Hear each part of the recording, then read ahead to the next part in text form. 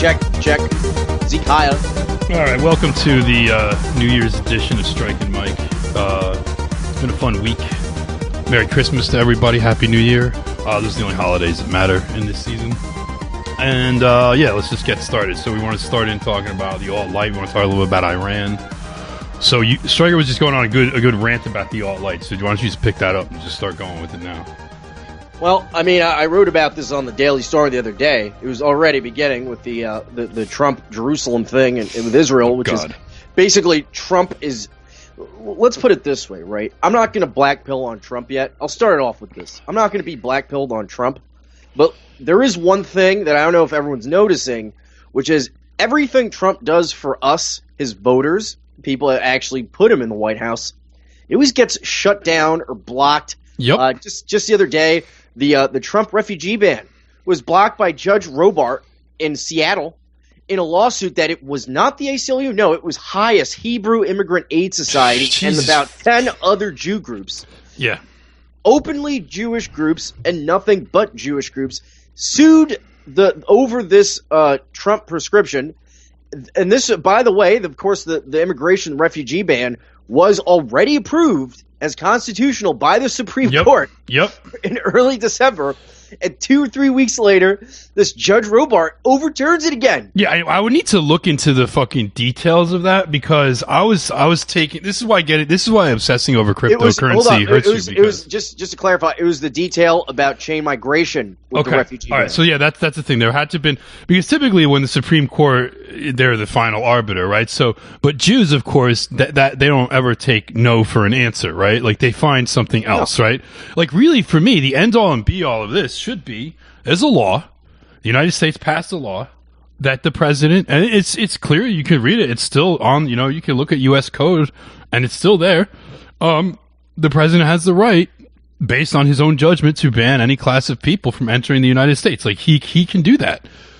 He is allowed to do that, and, of course, Jews don't want him to exercise that power. And the fact that the Supreme Court rules on this is to them not actually... It's just another obstacle. They just need to come up with more Talmudic pill pull to make the argument that actually, no, I'm sorry, that's Supreme Court. Yeah, but hold on a second. In the 7-2, including 2 Jews, voted that it was constitutional in the Supreme Court. Yeah. It was a 7-2 decision where they actually went out of their way to assert and affirm that the ban on refugees and family reunification, aka chain migration, was constitutional too. So I have no idea why Judge Robart is even sitting in that dress and being called Your Honor, because he is flagrantly disobeying the law. He is using his gavel to make a political statement. I mean, like I said before, if this guy wants to be an advocate for the Hebrew Immigrant Aid Society, they always need extra goyim to mop the floors at their building. So if you want to go Judge Robart, you got to work for them. If you were going to wear that dress and have that title and work for the federal court system, you have to obey the Supreme Court's decisions. Yeah, I mean, at this point, this judge is in contempt of the Supreme Court. He should be impeached. He should be fired. This is the other thing. And this is the thing that I was saying early on with this refugee and immigrant ban. When things first started going up, when Trump first issued the first executive order, which was the strongest one, that gets struck down. Another one that gets struck down. The third one is even weaker. Finally, this is the one the Supreme Court rules on, etc. All this shit, right? When they were first literally turning people away at the airports and putting them back on planes back to the Middle East, this shit started getting really heated, and then all the courts started saying, no, you can't do it, no, you can't do it, no, you can't do it. I'm like, what Trump should do is literally order Secret Service agents to arrest these judges. Yeah. No, you don't, and I don't give a fuck about your constitutionality, rule of law shit. We don't live under the fucking rule of law. We live under, just like ancient Israel, we live under a regime of judges. Yep. Ancient Israel was ruled by judges, and just like that, we are ruled by judges. It's how Jews rule, because they don't like hard and fast rules that everyone has to obey. All the rules are subject to interpretation. All the rules can be, changed and modified depending on circumstances, and really depending on whatever they want to do. That's Exactly. how Jews operate. That's how they operate. And that's why their country was run like this. And we can read about it in the Bible. And that led to their downfall. And it's going to happen again. Well, the thing is that when the judges rule over Israel, it's one thing because they're Jews ruling for Jews. When the judge rules when they rule over a nation of 320 million, totally unelected, they're not accountable to anyone. Well, they're also ruling for Jews. Yeah. So if people, democracy gets a bad rep, and I understand why. But if we had democracy in this country, there would be zero immigration. I've been saying this, dude. I've been saying this, man, ever since when you first get into like the right, like hardcore right. So maybe not you, because I think you've been a fascist for like 10 years. But when you come out of like normie politics, whether like liberal or conservative or libertarian or whatever, and you get into this, and libertarians love signaling about this. Democracy, the wisdom of the masses and all this shit. But no, if we had democracy, if we had direct democracy, or like basically the citizens were the final word, we'd never have had the Hard Seller Act. Nope. And I've been going saying back to the Middle Ages, if we didn't have the clerics and the kings, all Jews would probably be dead. So I mean, this is the truth of the matter, is that all this elitism, I'll tell you what, sure, the masses are asses to a point, but when it comes to their very basic intuition, the instinct of survival, the common man on the street has it way stronger and way better than any out-of-touch aristocrat or king or judge or any other, so unmerited, not necessarily unmerited, but, appointed position. The people in the world, every country on earth, are against mass immigration, cultural replacement, race replacement, and even globalism itself. They reject it. So I would say that in our case, while our country is still majority white, we should actually be for more democracy, even proportional representation to a point, right? Yeah. Because then we can get our parties in. It's getting pretty obvious that we're not going to be able to use the GOP for anything because there are so many interests in there that even a guy like Donald Trump with billions of his own money has to kowtow to these Jews about crap like the Jerusalem embassy. I mean, I think it's kind of cool that they defunded the UN. They cut it by about a third. But their reasoning is ridiculous. Yeah. Like, dude, I hate the UN as much as anybody, right? Because the UN is used as basically third world nations use the United States as a piggy bank, and Europe, right? That's how they use it, right? But then what happens is that the UN, also all these third world nations, they don't like Israel. They don't like the way that Israel treats Palestinians. And, they vote consistently against. And then what happens is Donald Trump sets up this retarded ultimatum. Like, we're going to, and look, I don't want to be sending foreign aid to all these third world countries. I'm against that. But like whenever shit like this happens, I'm just like, I'm glad all these nations said, fuck you. And went ahead. And of course, you know what nation didn't? It was Poland. Of course, right? And then they put a Jew in charge of their money in Poland. Good job. Great job. No, actually a Jew is their prime minister. Really? Yeah, there was an internal coup where there was a woman in charge, believe it or not, a female prime minister for the Law and Justice Party. She had to step down after the big rally with 60,000 people. Yeah. Jews were all up in arms about it, and so as a sort of PR stunt, they asked her to step down, and they put a literal Jew in charge who says that Polish identity is based entirely around saving the Jews. That was his rough quote that he gave during his inaugural speech. Jesus Christ. So, the based Poles, the based Polacks or whatever, the Law and Justice Party is an alt-light party. This is what I know. I mean, Anglin was right. Anglin was totally right when he was on the Daily Show and he was saying this, and he was like, don't get too fucking. Look, I think the ordinary Polish people. I mean, the fact that this demonstration happened there at all shows that the ordinary Polish people are, But yeah, it's like this. We're like going all over the place. But the point is sort of all kind of tied to the same thing, which is the idea that we can't exercise power. Whites can't exercise power in the United States. Poles can't do it in Poland, and it's the same all across all the Western nations. We cannot exercise power in our own interest because every time we try, we thought we elected Donald Trump. We're like, hey, we've got a guy in there who's going to use power on our behalf. And on some level, he tries to.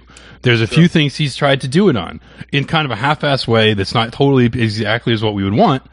But then the Jews, like, they block and obfuscate, block on everything. And then, he'll say this thing about Jerusalem. Now, we all know that the left theoretically is anti-Israel, right? So they're like, oh, that sucks what he's doing about Jerusalem. It's going to cause unrest. You hear a lot of liberals, kind of like goyish liberals, like bitching about it, but they don't do anything, and they're going to just forget about it next week. Yeah, it's not like the immigration thing where they come out and riot. Yeah. Or they go to the airport. Yeah, they go to the airport. They go to the airport and they start riots there. They literally started riots at the airport because they weren't letting brown people in. Yeah, the only people that are seriously protesting this foreign policy stuff are actually like refugees themselves, like in Germany and stuff, where Merkel came out and she said she was embarrassed that the immigrants now suddenly she's not so down with the immigrants, eh? They came out against Israel and they started like spooking the Jews there and stuff, and she was like, "Oh, this is so embarrassing for Deutschland. Oh, this is not us." Well, you know what? Like, I don't know, the immigrants. But anyway, yeah. I never want to be. Here's the trap we cannot fall into, and it goes back to the alt-right, and it's the trap that they have fallen into, either because they're stupid or because they're mendacious. Is the whole we don't want the immigrants because they're bad for Jews, and we don't want the immigrants because they're bad for faggots. Like, right. Because the thing with that is, and that's what the alt-right says. I mean, the alt-right basically, and Gavin does this, Milo did it, Cernovich was doing it. Like, they say it's like every group that you can advocate for other than whites. Yeah. What about they're not good for us? And this has been our point the whole time. It's not good for us. It's not good for white people, white Americans. It's not good for us to replace us with Mexicans. Sure, the Mexicans don't like faggots. Sure, they're more anti-Semitic than the white population is, but I'm not basing my argument on that. Right. It's the same thing in Europe with the Muslims. Well, here's the thing. This alt-right thing has existed for okay. You broke up a little bit, so if you go back Wilders is a great. Yeah. Okay, this alt-right stuff. Yeah. It has the template for this comes from Europe in the 90s, early 2000s. Yep. You look at the Freedom Party, the Holland Freedom Party with Geert Wilders, right? You look at Geert Wilders. Okay, well, I'm joking. I'm joking. That was when they had the Dutch elections last year. That was like the big gag was we kept saying Geert Wilders, and like people would like write in and they were all butthurt because we were saying it wrong, so we just kept saying it. Like, freaking unilingual Americans. Geert Wilders. Well, I mispronounce it all the time too. Whatever, but the thing is that their platform says that they aim to stop immigrant attacks on the LGBT community and Jewish people. And it says nothing in there about hate crimes against the Dutch. What about bigoted immigrant crime from Moroccans and Turks and this and that? I mean, if you against were to read, the native Dutch. If you were to read, like, no mention of legal codes, newspapers, political, if you were like an alien or maybe a human in 1,000 years trying to like investigate our society, and you were to come back and look at like documents, codes, things that were said, you might not even understand that white people even exist. No, you think that this was a nation of black lesbians and Asian trannies. Yeah. And of course, it's amazing. Jews are 90% of the population, and the rest are about 5% and 5%. And that's all that lives in America. And there's this weird minority, tiny minority of really evil people that advocate for these people called whites. And those people are Nazis, but those were people who were wiped out, and that was good. Like that's what you would think. Yeah, like the idea that it's like literally whatever happened to this is what the phrase like taking our own side, which I believe comes from a book by Michael Polignano, which I just think it's a great phrase. I mean, he's all right. I like Michael. He's cool, but it's just a great phrase to use. Like take your own fucking side, which is what Paul Nealon started doing, and that's why, of course, Bannon has to turn on him. But yeah. Well, if, again, like you were saying, in the future, if aliens were to look at how the discourse in the media is, the television, the what they teach in universities, you'd think it was whites that were the parasitical 2%. Yeah. That run the banks and run the media and run the finances. It's white Anglo-Saxons run Wall Street. Yeah. Yeah, exactly. So, like, this is the bullshit with the alt-right, is that, you get these politicians that the arguments they make sound plausible. Like these Arabs and blacks are coming here to impose Islamic law on these liberal democratic societies. We must raise the sword to stop them, because if not, they will enslave us in Sharia law and this and that. But, we've seen these people come into these countries for the last 30 years, and what we see is that a minority of them do take up Islamic extremism, but on average, the average Moroccan in Holland is selling hashish and pimping white women. Yeah. They're not spreading... That's not necessarily actually... contradictory towards being a Muslim extremist. Sure, but they themselves drink alcohol, they do drugs, they're basically a type of Arab wigger, all right? And sure, some of them might go crazy. Like, this is why Islamic extremism is so popular in Europe, is because a lot of these guys, they live really degenerate lives. Yeah. And some imam tells them that the only way you can make up for this, because see, in Islam, they don't have a system of penance like in Christianity. In Islam, if you want to make it up with Allah, you want to get on Allah's good side, you gotta go die. You better blow yourself up and kill lots of infidels. Yeah, or this is why it's so popular there. Or they can convince them of that. Yeah, it basically is. I mean, this is something that's even been studied by people looking at this. Is like all the guys that end up doing the terrorist shit were never like devout Muslims, except for like they're like recent converts, and they get them all gassed up on like some of the shit, and they go do something. But it's like I think without downplaying the risk of terrorism. I mean, the thing is, whenever there's a terrorist attack, it's like, okay, in some ways that's like metapolitically good for us because it allows us to push the narrative. But there's another danger there, and the danger there is that same narrative can get co-opted in that. It's like we need to understand that these things are all part of like a meta system that's going on. And like, yeah, as you said, like when these people come in, while granted Muslims are a significantly higher risk to become terrorists or to become violent, but then you look at like Mexicans, well, what do? They become gang members. They do crime, they sell drugs, they also have a very high propensity for touching little girls. I mean, that's the thing that they do. And I think Ann Coulter makes this point. Why are we talking about beheadings in Libya when they're happening right on the Texas border? Yeah, and it's sort of like, on some level, the Muslim extremism also frightens Jews to some extent.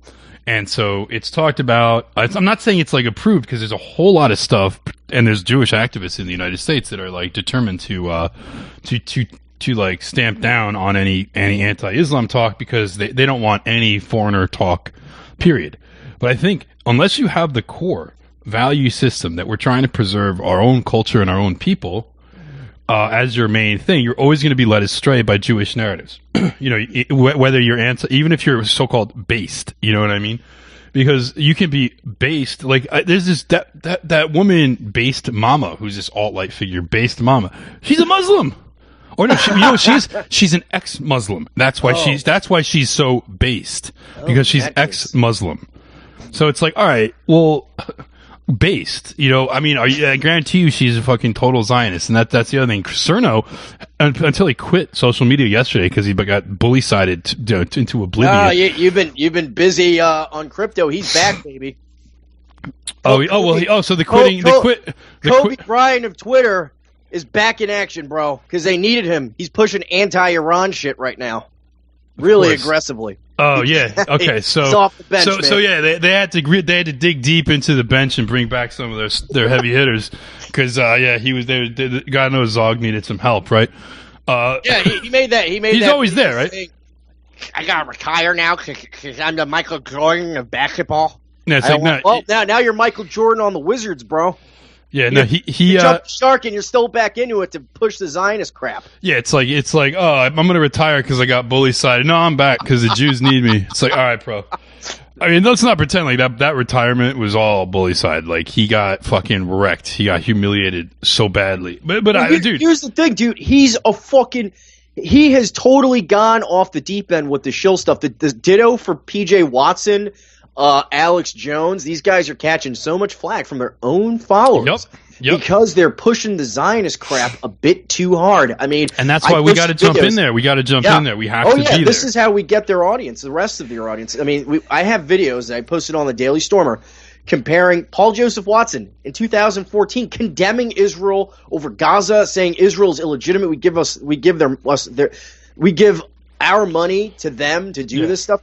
Suddenly in 2017, he's going off he's trying to conflate the anti-Islam stuff with the Zionist stuff. So, meanwhile, we all know ISIS is supported by Israel. Yeah, so let me just let's get okay. So the basic theme of this discussion, I think all this ties together, right? It all ties in. We're talking about alt-right people, whites not being able to take their own side in the U.S. or Europe, and then this conservatism, how it relates to Zog, and then the issues of foreign policy and the kinds of positions people take on it. Now, I haven't been following the Iran stuff until just now, but let me just guess. Let me guess what the media is saying, because I literally have only seen like a couple headlines, because you told me I was like, oh great, Stryker wants to talk about Iran again, but then I realized no, this shit is like blowing up. So you tell me if I'm right. There's like some plucky democratic rebels in Iran that are tired of the authoritarianism of the Islamic Republic and are like rising up and demanding human rights or something, right? Well, and we need to help these people, right? We need to help these protesters, because they're not at all funded by. That's what Donald Trump was saying. Oh my God. He was saying we're going to help them. That if they make a decision, America's going to help them. So like the main thing to understand about this is simple. There are two things. The first one is that the media is blacking out the counter demonstrations, which are pro-government, where millions of people came out in the street to support the Iranian government. That's the first thing. That is totally not being talked about by anyone. Second of all, the people that are coming out for this, it started off as a protest against certain economic issues. You know, the economy in Iran has slowed down a little bit, whatever, and that is totally legitimate. But this is actually, now that Zog is giving them, they're throwing gas on the fire. Yeah. Suddenly, this is becoming about feminism, about gay rights, about they want more democracy, even though Iran has a democracy. I mean, the conservatives, this is the same shit they've been pulling. All right, well, let me just make one thing clear, right? Because conservatives always talk about the mullahs, right? They act like the mullahs are the dictators of Iran. Well, if actually, jeez, you broke up there. Go back. Okay, well, go back to the mullahs. Okay, conservatives are always talking about how the mullahs are these oppressive dictators totally overwhelming everything in Iranian life. Well, in reality, the way the Iranian government is structured is that the mullahs play the same role that the Supreme Court does. Yep. That when the parliament in Iran, and yes, they have an elected parliament with multiple parties and figures, when that entity makes a law and it passes through the president's office, the prime minister, president, that goes to the Guardian Council, and they get the last say. Sure. But the same thing is true in America. Yeah. When we just the call Congress it the Supreme passes Court. something, We just call and it the there's Supreme a Court. controversy, and the Supreme Court can actually veto it. So the only real distinction in America's political structure and Iran's two republican systems is that the Iranian one is run by the judges are 12 Iranians who are pro-Iran, and in America, at least three, but I have my suspicions about Sotomayor. So let's say just three for now. 3 of 9 of our Supreme Court justices are Jewish globalists. So and the others are not. The others are not reliable. Well, the others are. I mean, not that I'm on my shill for Gorsuch or anything. I mean, I don't know much about the guy. He's probably. I'm guessing he's a template white conservative. The problem is that the country founded by white Protestants. Only one white Protestant on our Guardian Council, on our Supreme Court. And the fight that they put up against letting that white Protestant on that council, we might as well call it the Guardian Council. I mean, why not just call it that, right? Yeah, I mean, that's actually a good point, because it's what it does. But the guardian of who? Who they guard is the important aspect. And they always presented, we're guarding these principles. But these principles always seem to go against, first of all, that's the problem with the we can just keep going field. The problem with the idea of the nation based on principles, any principle other than the well-being of the people is fucking retarded. But anyway, but the other thing is this: why should I care about the government of Iran. Now, obviously, if it's like some like brutal, evil like king that's just like eating people, just like chewing them up, like sending like I don't know, like shredding machines into towns and like you know, just complete like evil, like despicable activity, whatever. But like, okay, so Iran is a religious Muslim country. It's not even that religious. I mean, you can get away with a certain amount of secularism there. But like, why am I supposed to be up in arms? This society has a council of elders, is really what it is, that makes final judgment on their laws and stuff. Like, this is like, why is this supposed to outrage me? Like, I fail to understand. And any foreign country, it's like in China, they have they have some supreme body. In North Korea, they have one too. It's like, I just don't. The idea that there's not any country doesn't have like a small group of people that look things over and make the final say is, first of all, stupid. But then why should I care? Like, why? And it's all Zog propaganda. It's literally, they only look at Iran because that's who they're butthurt about. Yeah. And well, no, that's who they need us to be poisoned against, so that we'll be more willing to intervene in either Lebanon, and I think that's coming soon, friend. I think a U.S. intervention where our Air Force backs up the Saudis and Israelis in an invasion of Lebanon is something that is probably on our calendar for the next year or two. Yeah, well, we gotta make sure that, and we gotta make sure we cannot fall into the trap, because if this happens, the left, the Goy left, the Bernie left is going to oppose it. And we know a lot of them are soy boys and a lot of them are faggots and a lot of them are kind of like weak people or whatever.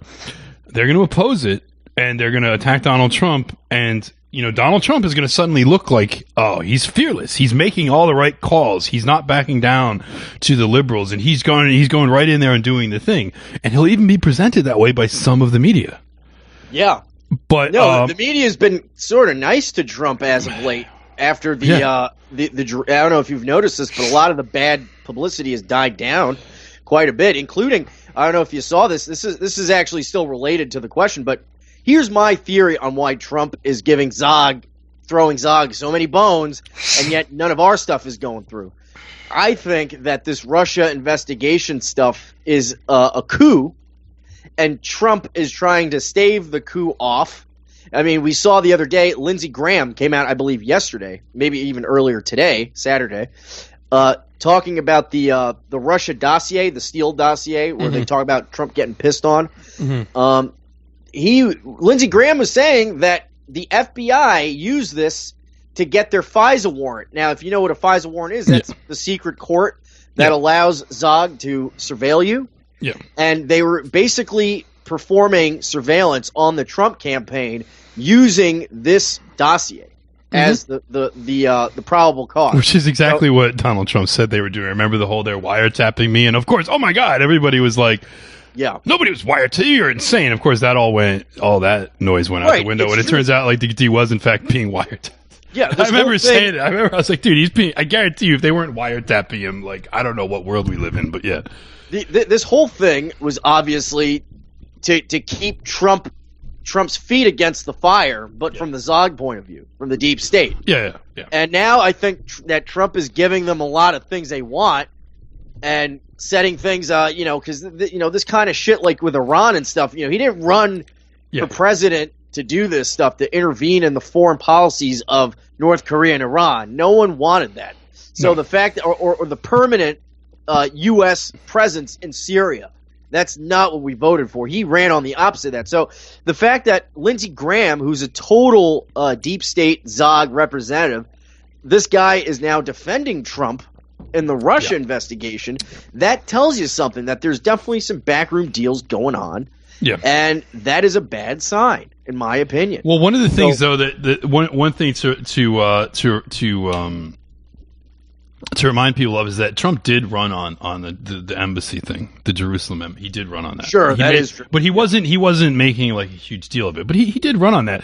And the other thing is that's actually even a somewhat controversial move. It's like, because even within, remember, like Zog is like, they're unified on certain issues, but they're not unified on every issue. Right. They're not unified on strategy, as we saw. Yeah, they're not unified on strategy, and they're unified on immigration. Okay, that's one thing. Kevin McDonald talks about this too, and I know you might have issues with how he describes how Jews operate or whatever, but he's very observant on these issues. He's like, there's certain things there's consensus on there's Jewish intellectual groups. These groups use their power and influence to change policy, and there's consensus on some things. There's not consensus on other things. Things like change. That's true in our circles too. Yeah, that's true in every group. It's what you would expect, right? Like it's how groups operate. Like we have consensus on basic stuff, and then there's disagreements on strategy and things like that. Jews are the same way, and so you'll get you'll get like hardcore neocon Jews that are like change the embassy to Jerusalem, declare war on every Arab country, and then you'll get like more like quote unquote liberal Jews who are more like, no, you like have negotiations with the Arabs, but all of them are like open borders. Literally every single one of them wants a influx of non-whites into the U.S. So from our perspective, their little spat over whether to declare the embassy in Jerusalem and to be really aggressive against the Arabs, I don't give a fuck. Like from our perspective, that's not our problem. But what is our problem is the fact that every single one of these groups, and what they do, because these Jewish intellectuals debate with each other on our TV screens about what this or that policy might be, and all these debates, our goodwill, like our well-being, is never on the table. People get used to that being what politics is. Politics is, how do we implement Zog's strategy to best benefit the Jews? And sure, and then when Gallup studies the disenchantment with democracy in all Western countries, of course, they never ask themselves, well, why could that be? Maybe it's the fact that, whites have no representatives anytime, anywhere in the West. That is literally no one to vote for. And the funny thing is that, God forbid even doing what Paul Nealon is doing and just going out and being openly pro-white. Like, you can't even low-key, like Trump is proposing some policies without saying I'm being pro-white that were like low-key kind of designed to benefit white people. And, he was accused of being, like, the thing is, these people are observant. Like, people that think they're going to get around stuff by being cute. And I'm not saying you want to go like, No, they think they can sneak up on Jews. No, I think can't, dude. I think that's what Bannon thinks. Even, he's been failing, ever since he and Breitbart condemned Nealon. Jews, Has that helped him? No. No, it hasn't even helped him because Jews are saying that, Breitbart has condemned Nealon, but that's only because he's honest. Because Nealon and Breitbart want the same thing in the end. Nealon's just more honest. So they're still considering him an alt-right anti-Semite, all right? It's just that he's doing all this. Yeah, no, they are literally saying Bannon is only strategically condemning him. He's still... The Washington Post came out, I believe it was that faggot Caleb Birchers. I mean, if you have a name like Caleb Birchers, you should fucking, I don't know, you should probably just go ahead and get the tranny surgery. But so this guy wrote an article saying that Breitbart's disavowal of Nealon has nothing to do with Nealon's anti-Semitism because they knew he was an anti-Semite because he went on Fascination last year. So what he's saying is that Breitbart is angry about Roy Moore, so they're not going to keep supporting losing candidates. So yeah, in the end, the Jews are just going to keep saying that you're just being cynical, that you don't actually you're not actually against anti-Semitism. So why are you doing this? Yeah. Why? Yeah. What is the point? What is the point of getting your two inner circle court Jews, which is Arthur Schwartz and Joel Pollack, to go out and talk shit about Nealon? Why not, if you're really going to cut ties with them, just say nothing? How about that? Don't answer the Jews. Oh, no. Instead, you got to go out and do the whole thing, read the apology. Kurt Schilling took back his invitation to Nealon to go on his radio show suddenly. Yeah. This guy, who the fuck is this guy? And this is a guy that was fired from ESPN because Jews demanded that he be fired from ESPN because he was going a little bit. He was like, I don't remember exactly there's some thing about trannies. He said something about transsexuals. And by the way, he's been accused of anti-Semitism himself. He was accused of it in that whole controversy. I'd have to go back and look. I don't remember. I vaguely remember it. I thought it was kind of funny. But yeah, I mean, like, this is also just the downfall of like boomer conservative politics. I mean, I was looking at Kurt Schilling's timeline and I was just face palming. Like, the guy is literally like saying Nealon is like a liberal. Oh my god! Because he's doing the liberals are the real Nazis thing, right? The Jonah Goldberg, NRO thing. This is what I say, because, last election, Nealon ran on the anti-Islam stuff, if you remember. Yeah. So, a lot of people call me a Islam shill and this and that, but here's the thing. The reason I don't bother talking about Islam bullshit is I'm definitely anti-immigration, especially Arab and black immigration, but I don't talk about Islam itself, the religion, because it's stupid and it's allowed.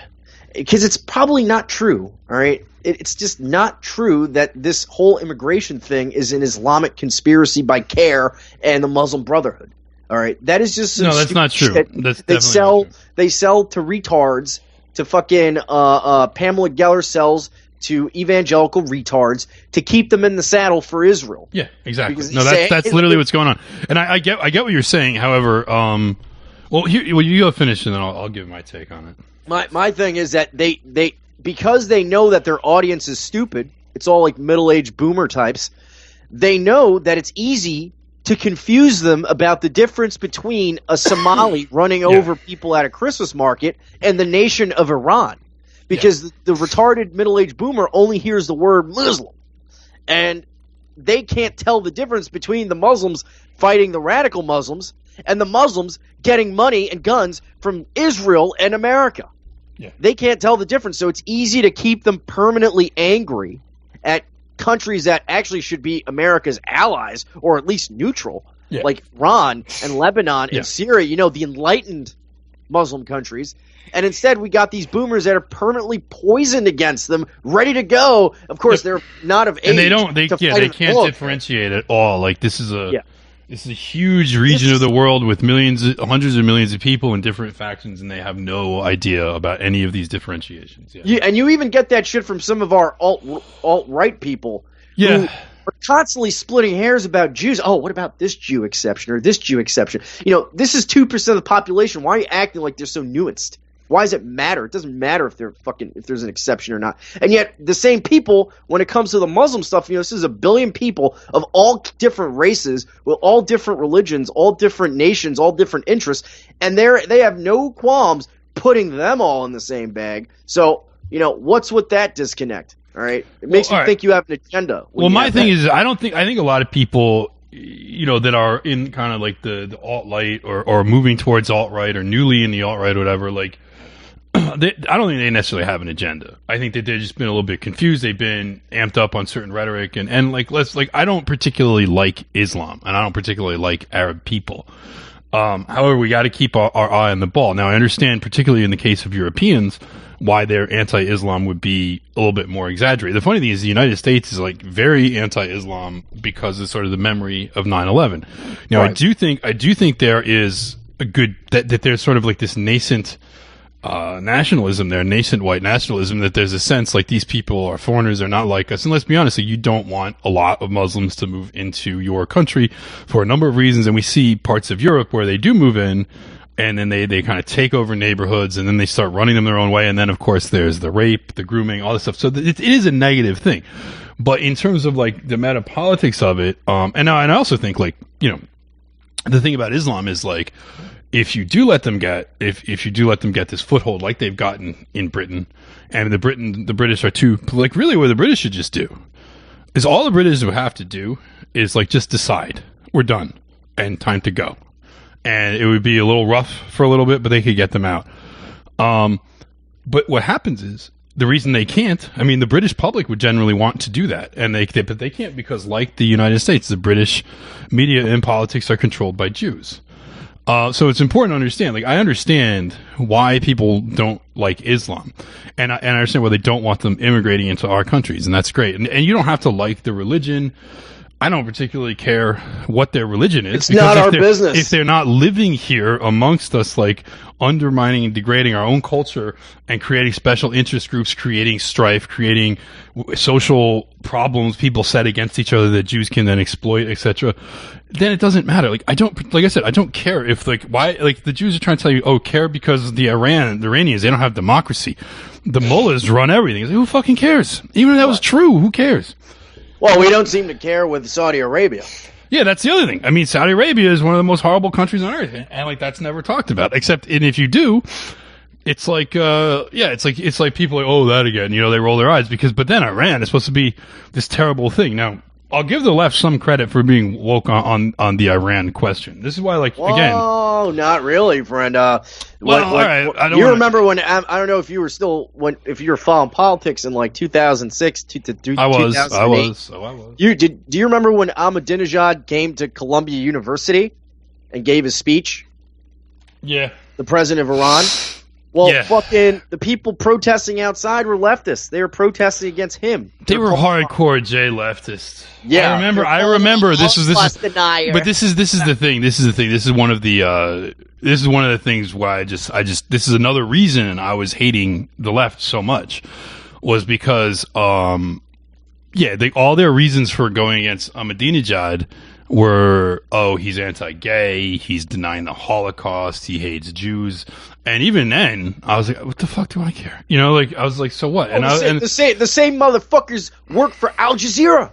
Yeah, and the same SJW assholes work for the Qatari state. Yeah, the Qatari government. Whenever you watch those AJ Plus videos on Facebook, those totally paused J left videos, they are so paused and they repeat the J left. We should call it the Q left. You know, like the Qatari or the Saudi left. Like these are Saudi Arabian sheikhs that probably have harems of women that they like rape and beat. No, and they're giving literally throw queers off of buildings. Yeah. All right, that's what they do in Qatar. So if you're gonna sit here, and the other thing is this. Let me also make this point. So let's say you get woke to the AJ Plus thing, right? And you understand, hey, this is these mullahs or sheikhs in Qatar and Saudi Arabia that own this station, own this TV channel, and they're giving you this SJW narrative in the United States. It's very easy when you know that. I mean, I've told people that they didn't know. They thought AJ Plus was just some pause shit, right? They didn't know what it was. I've told them, like, no, that's Al Jazeera. Yeah. And they're like, wait, isn't that run? I'm like, yeah, that is run by sheikhs in Qatar. And they're essentially the same social class as the sheikhs in Saudi Arabia, right? These are like, they're kind of racially and socially like of the same. They're these oil sheikhs that have all this power and money. Right. And they right away get what's going on there, right? Yeah. Yeah. And it's like, why then is it so hard when you see Jews giving us narratives like that to assume that there's some mendacity going on there? Right. Exactly. You know? And look, again, there are disagreements among Jews, but from our perspective, those don't matter. You know what I mean? Like, it doesn't matter that there's disagreements among them on this, that, or the other thing, because that's not our problem. And we don't need to take sides in those disputes. Because that's what they want us to do. Because that way we're never taking our own side. That's the thing. Now, as far as the Islam thing, I understand why people don't like it. I understand the, I don't want to say animosity. I understand the aversion that people have to it, right? But to make that your main political thing, it's like, look, I don't want more Muslim immigration. And when there's Muslim terrorist attacks, it allows us a space for our propaganda to get out there, because it's like, look, this is what happens in multiracial, multicultural societies. Muslims come over, they get involved in all this fucking degeneracy. They then want to redeem themselves, and they go back to this extremist version of Islam. And then, of course, all the Jews, their main thing is like, not like, okay, you know, obviously this is not working out. These societies were not meant to mix together. Their thing is like, how can we use Zog? How can we use the Zog surveillance state to further erode the people's civil rights? Look in on their computer activity, look in on what they're watching online, and see if anyone's getting radicalized. And if you think that anything that they're talking about, and particularly in the UK, they're doing this, you know, trying to look, who's getting radicalized? But they're also looking at all the whites. They're also looking at all the British with all that shit. Because what they really want is they don't want anybody interrupting their plan of globalization, of mixing all the goyim together and creating this mass consumerist, deracinated global society. I mean, that's... Oh, yeah. I mean, you know, the end game of importing millions of Pekis and Arabs into Germany is not to create the ISIS part of Syria. No. It's to create New York City. Yes. They want Germany to be New York. They want the European Union to look like New York City and California. Yeah. this is the ultimate end goal. This is how Jews, I mean, were the Jews more powerful than in New York and in California? Yeah. The Jews thrive in these kinds of environments. Yeah, and people that think that you're gonna get like there's certain people that think like, okay, the Islam stuff, because the Muslims are more anti-Semitic or are very anti-Semitic because of the Israel issue. They think that's going to make the Jews like suddenly change their mind. Well, so far it hasn't. Okay, and two, let's look back in history to another kind of society. Because everybody thinks, oh, like the Jews have been thriving so much in white societies. Why are they doing this, right? Like, why are they, like, they did so well in the U.S. and they didn't do so well in Europe. First of all, let's be honest. Like, the idea that though they did so well in Europe, that's not actually true. And they don't think so. Just watch the Atlantic video. Should the Jews leave Europe? They have a long memory of their time in Europe, and they know it was this constant struggle, and they constantly were, they were constantly under threat from the Goyim because they knew that they were hated. And they were using the appeal. They're using money and the appeals to power, deals with kings, and it's amazing. They make all these points are made in that video. If you haven't watched that video yet, it's the biggest red pill that I can give you on Jews. They certainly don't think they had a good time in Europe. But remember, what's a society where the Jews are having a really good time? The Ottoman Empire. That's right? true. And that's what they're like. That's the kind of thing they want. They were like this class of. Like any tax collectors, money lenders, the people slavers, slave traders, like the people that are basically there. Over generations, millions of Balkan slaves. Let me just red pill you on that, Goy. So when the Spanish kicked the Jews out of Iberia, most of them fled to the Balkans under Ottoman control. So they went from under the Moorish Islamic control. And when the whites took the country back, they fled to another Islamic empire because they had the connections already.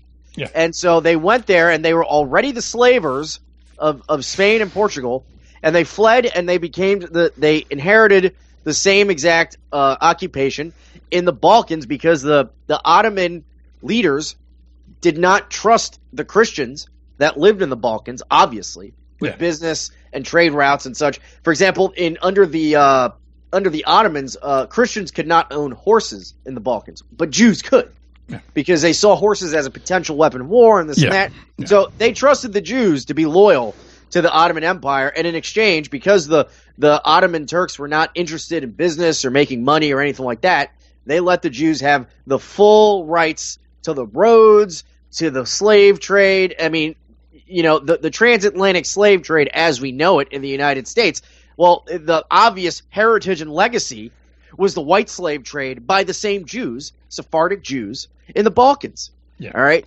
Millions of people in the Balkans were enslaved. Why do you think when Kolokotronis, the great Greek liberator, when the Greeks in the 1820s began, they stormed the Albanian posts because Albanians were used as the mercenaries to fight against the Greeks. They stormed the Albanian posts, they took the cities, and inside of the cities were Jews. And they did slaughter many Albanians, but they killed the Jews to the last man. These were the Greek liberators that they took every single Jew in the town, lined them up, and slaughtered them.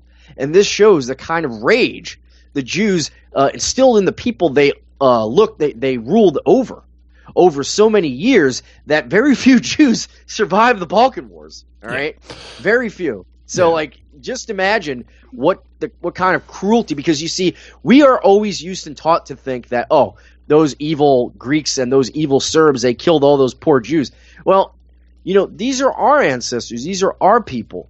Yeah. So think about it this way. What would drive you? What would make you so angry that you would do such a horrible thing of slaughtering a whole village full of Jews? The genetics have been passed down to you, and are you that evil, cruel, horrible person? Like, no. Would you really do that without any context? Without just no reason, just because? Yeah, exactly. Just out of pure sadism and hate? Yeah. Or would someone really have to do something like murder and rape your entire family for you to do something like that. Yep. Yeah. Think of it that way. We always see the lynchings. You're so ready, and those are Jewish narratives. You're so ready to believe your ancestors were monsters.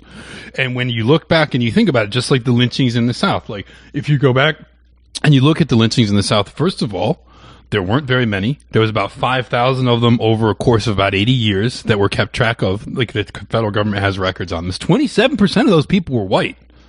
And if you look at it case by case, you find out that these are people that were rapists, murderers, cattle rustlers. That's how it started. Yeah, cattle thieves, which back then was a big deal. That's like stealing. That's like basically killing a whole family, stealing their cattle. Yeah. And so, no, this was not done lightly. This is not like, they want to make you think that Southerners in like the 1920s and 30s in the United States were just like, a black person steps into a town and everybody just for sport runs and just starts hanging them and burning them. Right. Like that's not how things were. That's that never was how true, things there would be were. no black people in America now. Yeah. If that was how it was, like, and to the extent that Southerners today have believed that, it's like, these are your grandparents. Do you think that your grandparents were like that? And a lot of them have been convinced, like a lot of these bug Southerners, have been convinced, and they're like, and they think that, our people were that evil, were that terrible, that they just rounded people up, and just because somebody was black and they stepped on the wrong side. And then you get guys that like, they try to LARP really hard, like as if being the guy who's like, oh, a black person steps anywhere near me, I'll just kill. Like they think that's like the best. No, dude, that's not. That's well, not that's how like it like should we be. really say that's like the alt-right version of virtue signaling. Yeah. That you're more hardcore than the next guy. Yeah, I know, and that's that never happened, and it doesn't help either because first of all, it's a lie; it never happened, and second of all, it just makes you look like a ghoul. It makes you look like a complete animal. Yeah, and no, like it doesn't work, and I get people get into that when they first get into this because there are people on our team that like virtue signal like that. And it's like, look,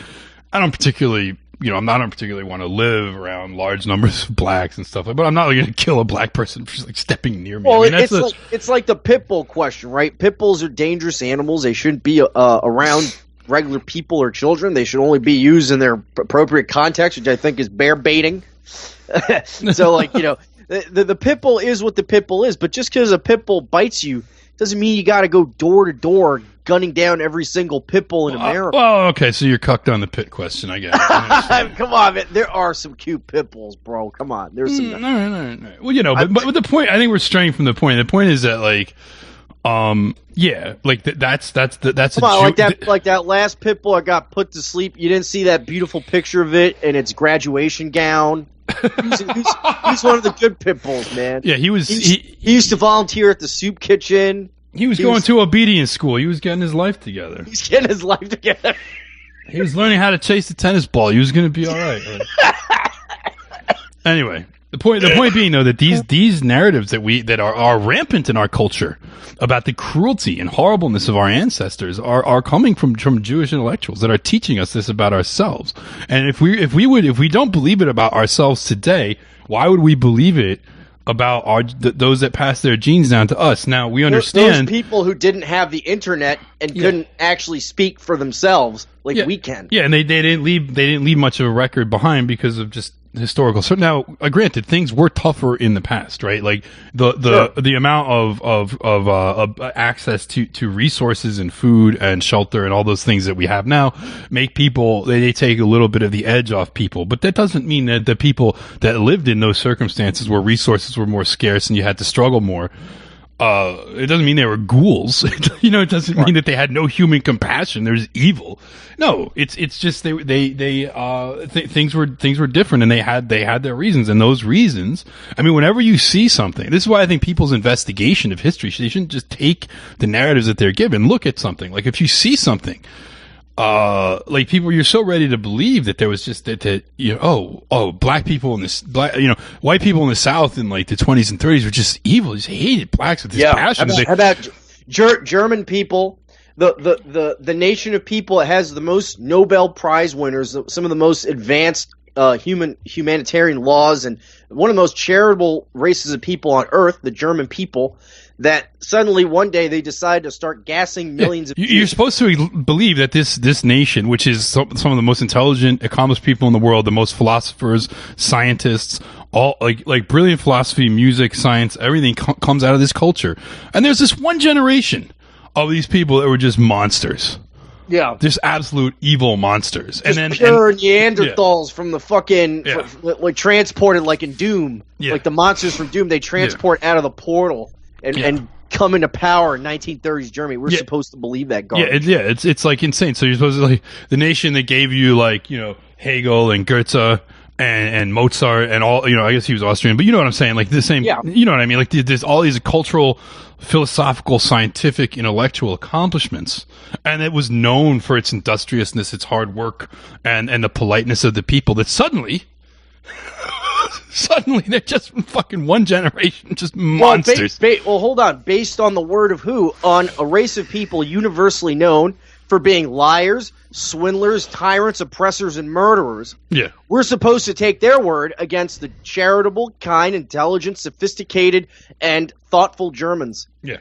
And we're supposed to believe one side accusing the other side when the other side isn't even allowed to respond. And some asshole, I know you're not supposed to read the comments because some of them are just spurgs or trolls or people bants and whatnot. Be careful with the comments, that's all, You never know, One comment actually did piss me off, which means that this you might be giving this guy what he wanted. Yeah, it's going to get 1,000 of the same comments after I say this. But this motherfucker was saying that I should drop Holocaust revisionism because he said it doesn't help. The guy's probably a shill of some kind. Just focus on the rhetoric. Why go into Holocaust revision? Well, guess what? All right. Why do the Jews go into blood sacrifice revisionism? Right. All the times they got accused of being ritual murderers. And by the way, the bulk of the accusations did not come in the Middle Ages or the Dark Ages from the crazy old papists and the crazy old Christians. No. The bulk of the accusations came in the 19th century.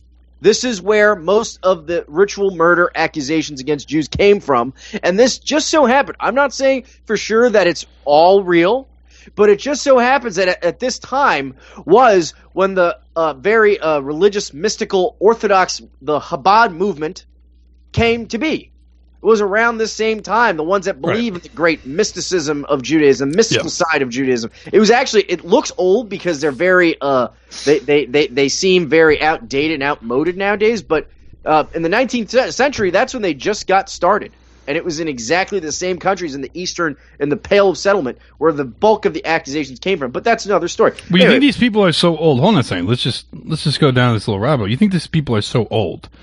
Or this idea of this is so old, but look back at the pictures that you see, medieval depictions of Jews in blood libel, Jews sucking the blood out of white children. What do those Jews look like? What are they dressed like? Now go to Brooklyn, and what do you see? Well, no, this you know what I'm, but you know what I'm saying. That dress like the Brooklyn one, it depends on the sect, obviously. Yeah, but the I know there's like minor changes, but I'm just saying the general way a man dressed all in black with a hat and a long beard. This is like this is a typical depiction of a Jew, and you can still see that. Let me red pill you on the Chabad movement. This was founded in 1775. It's not that old. It's a sect of Judaism founded in Chabad. And by the way, Jared Kushner is a member. This was an organization. It was very popular in Belarus and Poland, Ukraine, Russia. And they really started taking off in the 19th century into the 20th century. That's how Brooklyn became it was in the 40s that Brooklyn became one of the big centers of the Chabad movement. So these are the ones that emphasize the mystical and magical properties of Judaism.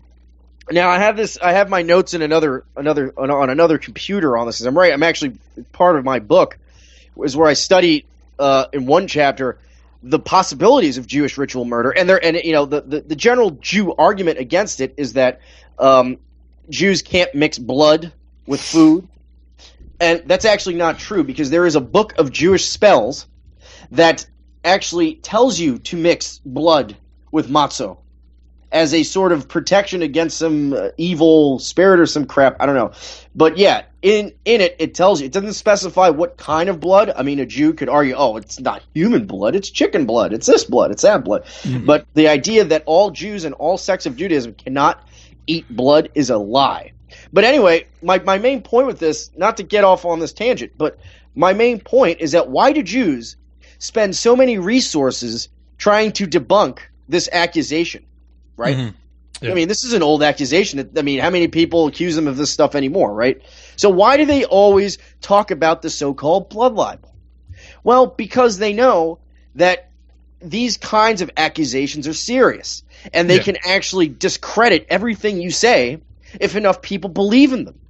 And that is why we must fight against the Jew blood libel against Germans. Yeah. Because that is actually an attempt to blood libel all of us.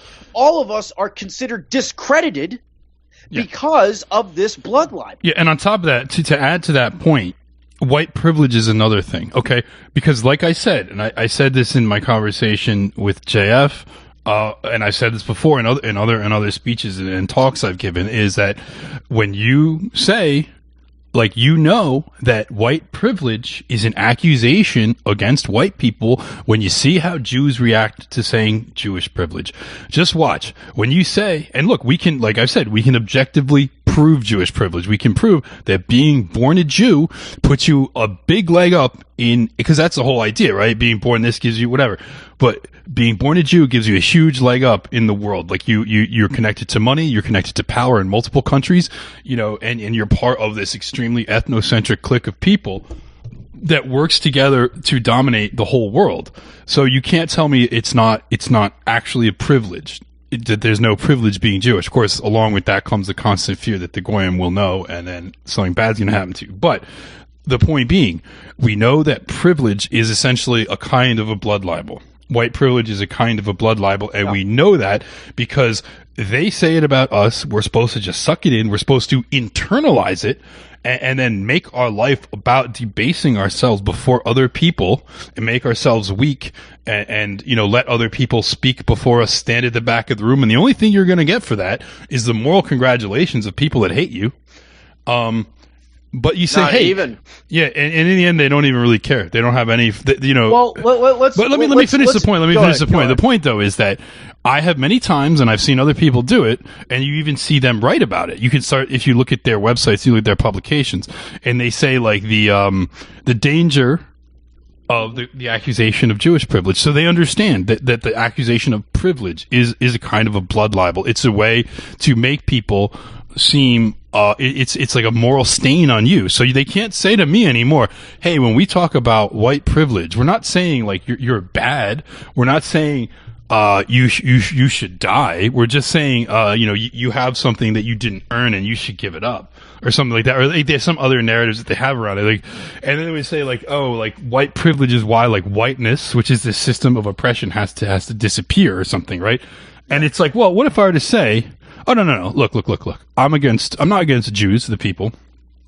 It's Jewish privilege. And frankly, what privileges Jews is the distinction, the socially constructed distinction of Judaism itself. Like, Judaism is not a real thing. It's an imaginary thing. It sets those people who call themselves Jewish above other people, and it's a power relationship. This is all what they say about whiteness, right? Do you know, like, what they would call me? Like, do the reaction to that from Jews? Well, I think it would be absolutely. They would absolutely go. And this guy, this fucking Cicarillo Maher, this fucking Spanish Jew that just left Drexel because he was getting, you know, he's getting bully-sided. Imagine his response to something like that. Imagine sitting in his class where he's gaslighting and brainwashing all these people about white privilege. Is he a Jew? I don't think he's Jewish. Yeah, no, he's half Jewish. He's half Jewish. How do you know? I looked into it. Oh, okay. Yeah, no, he's 50%. He's 50%. He's 50%. His last name is Italian. I don't know his second last name. No, he's half. Well, no, he took his wife's name. The Cicarillo is he's a total soy. He's not Spanish at all. His wife is some kind of Hispanic. He took her name. His last name is Mar, and he's a Michelin. Oh, okay. Yep. Perfect. Now the puzzle. It all starts coming together, right? Puzzle. It's like the end of Saw, right? Do do do. Do do do do do do do do. It's like the end where everything comes together. My thing is though is that when it comes, the main red pill about this white privilege bullshit is look at how Jews react when the very same Jew talking about white privilege, when you say, well, let's talk about Jewish privilege. What is his response? His response is, well, when you talk like that, you're priming people for genocide. Yeah. You're trying to kill 6 million Jews when you talk about. What are you talking about when you talk about white privilege? So then, if that's true about Jewish privilege, what the fuck are you trying to do with white privilege, Mr. Jewish man? Yeah. If you know full well that this is priming a race or group of people for murder, why are you doing it unless you're doing it for that intent? Yeah. And they are. And this is why I don't understand. I get real frustrated when people act like Jews don't know what they're doing. Because if they react that way to the very same accusation about Jews while at the same time investing all of their lives to promoting the white privilege shit like Tim Wise does, they must know full well what they're going after. Well, they're going after white people getting necklaced in the street like in South Africa. Because in South Africa, it started that way too, you know. It was in the 70s and 80s talking about the privilege of the Boers and the amount of whites that were owning small businesses and they owned all the businesses in the black community and this and that. Okay, fine. But whites going their own way was never an option, right? It was never an option to create a breakaway Boer republic. No. The Jews that promoted the white privilege shit in South Africa demanded that you cage the whites in with the blacks. Yeah. And any talk about breaking away, okay, you are oppressed, but I've been here since the 16th century, my people. We want to have our own country. Let us break away. No. You got to stay in the country. We're going to preach hate and tell people to kill you, kill the Boer, like Joe Slovo sung. And at the same time, we're not going to let you escape because no country will take a Boer as a refugee. Yeah. No other place will let them emigrate. So you're going to have to stay here. We're going to murder you, and you're going to like it. And that's how the white privilege started, and now it's taken a whole new life. And I really, really am shocked at how, you know, they've totally stopped talking about South Africa, like ever since apartheid finished. Yeah. It's not even a thing because they don't want to bring it up. They don't want you to notice it. They don't want you to look at it. The country disappear from the earth. And now, you know, talking about it, it's treated like you're some kind of crank. If you talk about it, like, oh, he's on, and this is what the Jews do. They like roll their eyes and they do like the in before thing, and they basically preempt any memes that would be used by whites for our defense. Like, oh, this guy's going on about South Africa again. Oh, how boring. It's like, well, actually, no, dude. Like, there's literally like a massacre of white people going on in that country. Like, white people lost their power. And you know, they're fighting for their lives, and they're getting replaced. They're moving out to the extent that they can, and they're getting massacred in their farms. Blacks have completely taken power. There's politicians running. There's black politicians that are like running for political power, that are like not just like hinting around white genocide. They're literally. We should clarify one thing about South Africa. Blacks run the country in name only. The wealthiest men in South Africa are Nicky Oppenheimer, Alan Gray. These are billionaires. Yeah. These are all Jews. Yeah, right? no, I know. These are Jews that once the black rule came into being, they flew to the top like a rocket propulsion to the top, and now they privatize all of the mines. They privatize all of the industries in South Africa because the apartheid government actually had nationalized mines, nationalized industries. And when the blacks came to power, you know, these dumb blacks, they don't know what to do with it, how to run them. So they actually sold them to Jewish billionaires.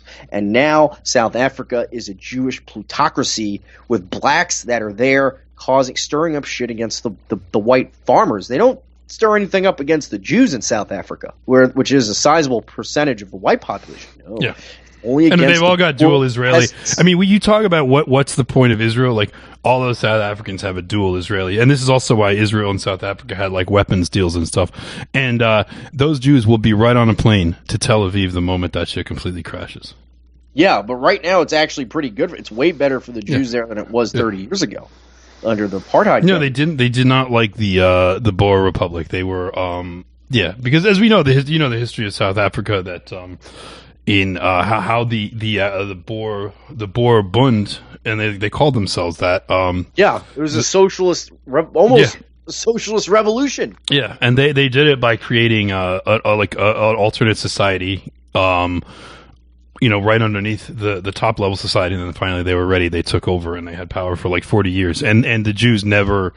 And then they through their proxies in the United States and Britain they were continuously working to undermine these people. It's a long and very fucked up history, and it's very interesting. The British were the ones that Because there was no real black population in South Africa, at least not in the Boer areas, until Cecil Rhodes sent the British Army to defeat the Boers in the Boer Wars, and they started to transplant Negroes from other British colonies into South Africa to work in the mines for Cecil Rhodes and for the De Beers and all these other people, as obviously front men for Jews. Yeah. And that's basically what happened. And then after a while, South Africa should have been a European colonial state in the sense of like America or Canada or Argentina, whatever.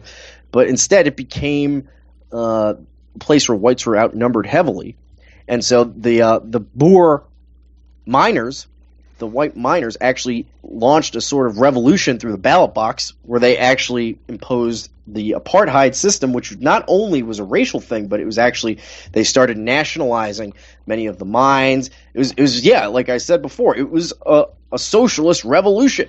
But it was led by the miners. It was ethnic too. It was an Afrikaner, national socialist revolution. Yeah. It's very fascinating. It's actually a good template if you want to look at other templates of how we can possibly reassert ourselves. It's very interesting, and they had different circumstances, and they had a very strong identity because they had been. I mean, in many ways, it's like people think like they don't understand all the intricacies of South African history and why there's this distinction between English and Boer. And the thing that's sort of sad is that now today there's people that are like, you have like these Boer militias that are just like, we will defend any white person. Like we're now dropping that distinction because like all the whites, like any white is potentially at risk. So if we see this system collapse and the blacks start rioting and trying to kill white people and things like that, like we'll defend any white person. That's good of them. But there was kind of like way off track, but it's an interesting thing, and it's sort of like the National Party, right? It was called the Apartheid Party was the National Party. It's literally just called the National Party, and that was this thing. It was like the Afrikaner. It was like an Afrikaner Bund, and they actually called it a Bund, and that was what that was like what was the layer underneath the government, and they got themselves into the police, into the civil service, and then they launched the revolution in 1948 through the ballot box to finally take back the South African state for the Boers, and the English were really butthurt about it. They were like really fucking mad about it. Well, that was basically, I mean, the reason that this revolution succeeded in 1948 was because the British Empire was weak.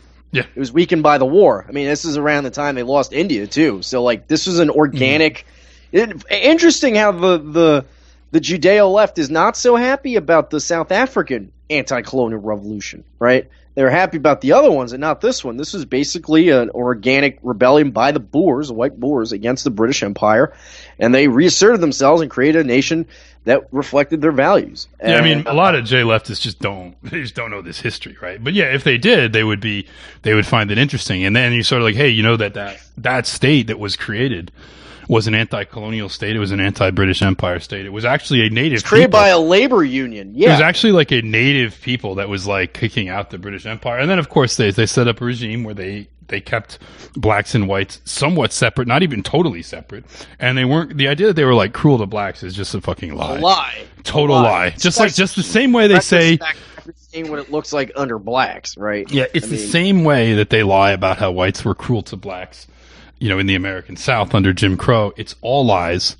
It's all bullshit, and it's effectively a blood libel. And there's also the final argument I was trying to get to here is the one about people that say things like, you'll get like John Derbyshire who says stuff like, hey, we need to just sell the Jews on the anti-immigration because it's bad for them, and it's bad for them because these brown people are more anti-Semitic than white people are, or whatever, or like Muslims and this stuff, and that's just a blind alley because it's one we can't tell Jews more than them like what's in their interest, right? Like the idea that we could sell them on this is more in your interest than this is wrong, and like we also said, looking back in history to regimes under which they were most comfortable we look and we see like the Ottoman Empire and things like that. And we see that despite the fact that we seem, Europeans and whites seem so weak right now, so under the thrall of Zog, so oppressed by them, so under the thrall of not just their power and money, but it's their from narratives. That Shire style of thinking. That's how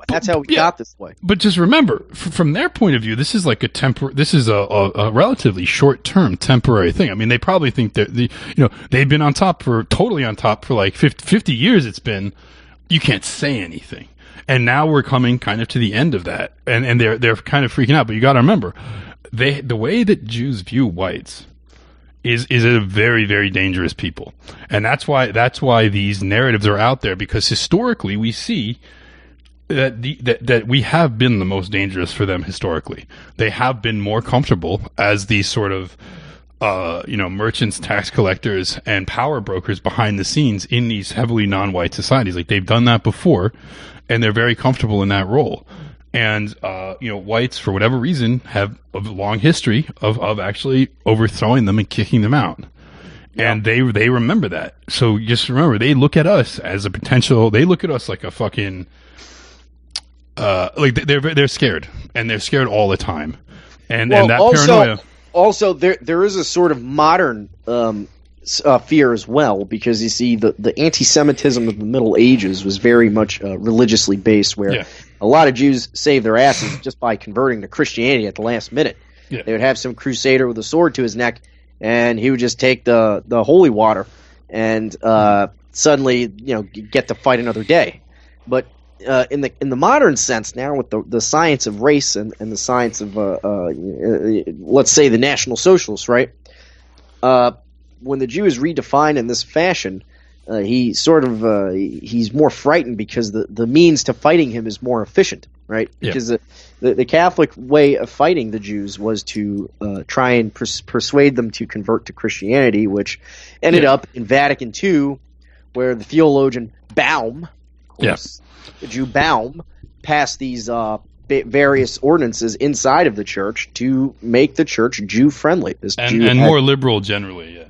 Yeah, and this Jew had the backing of the CIA, and the church went along because they were on the anti-communist crusade, whatever. But long story short, so this method obviously is not successful. And really, the only country that has successfully defeated the Jew in the modern age, in the modern democratic plutocratic system, is the Nazis, whether you like it or not. I mean, you don't have to agree with everything they believed or everything they said or whatever, but you have to give them credit where it's due.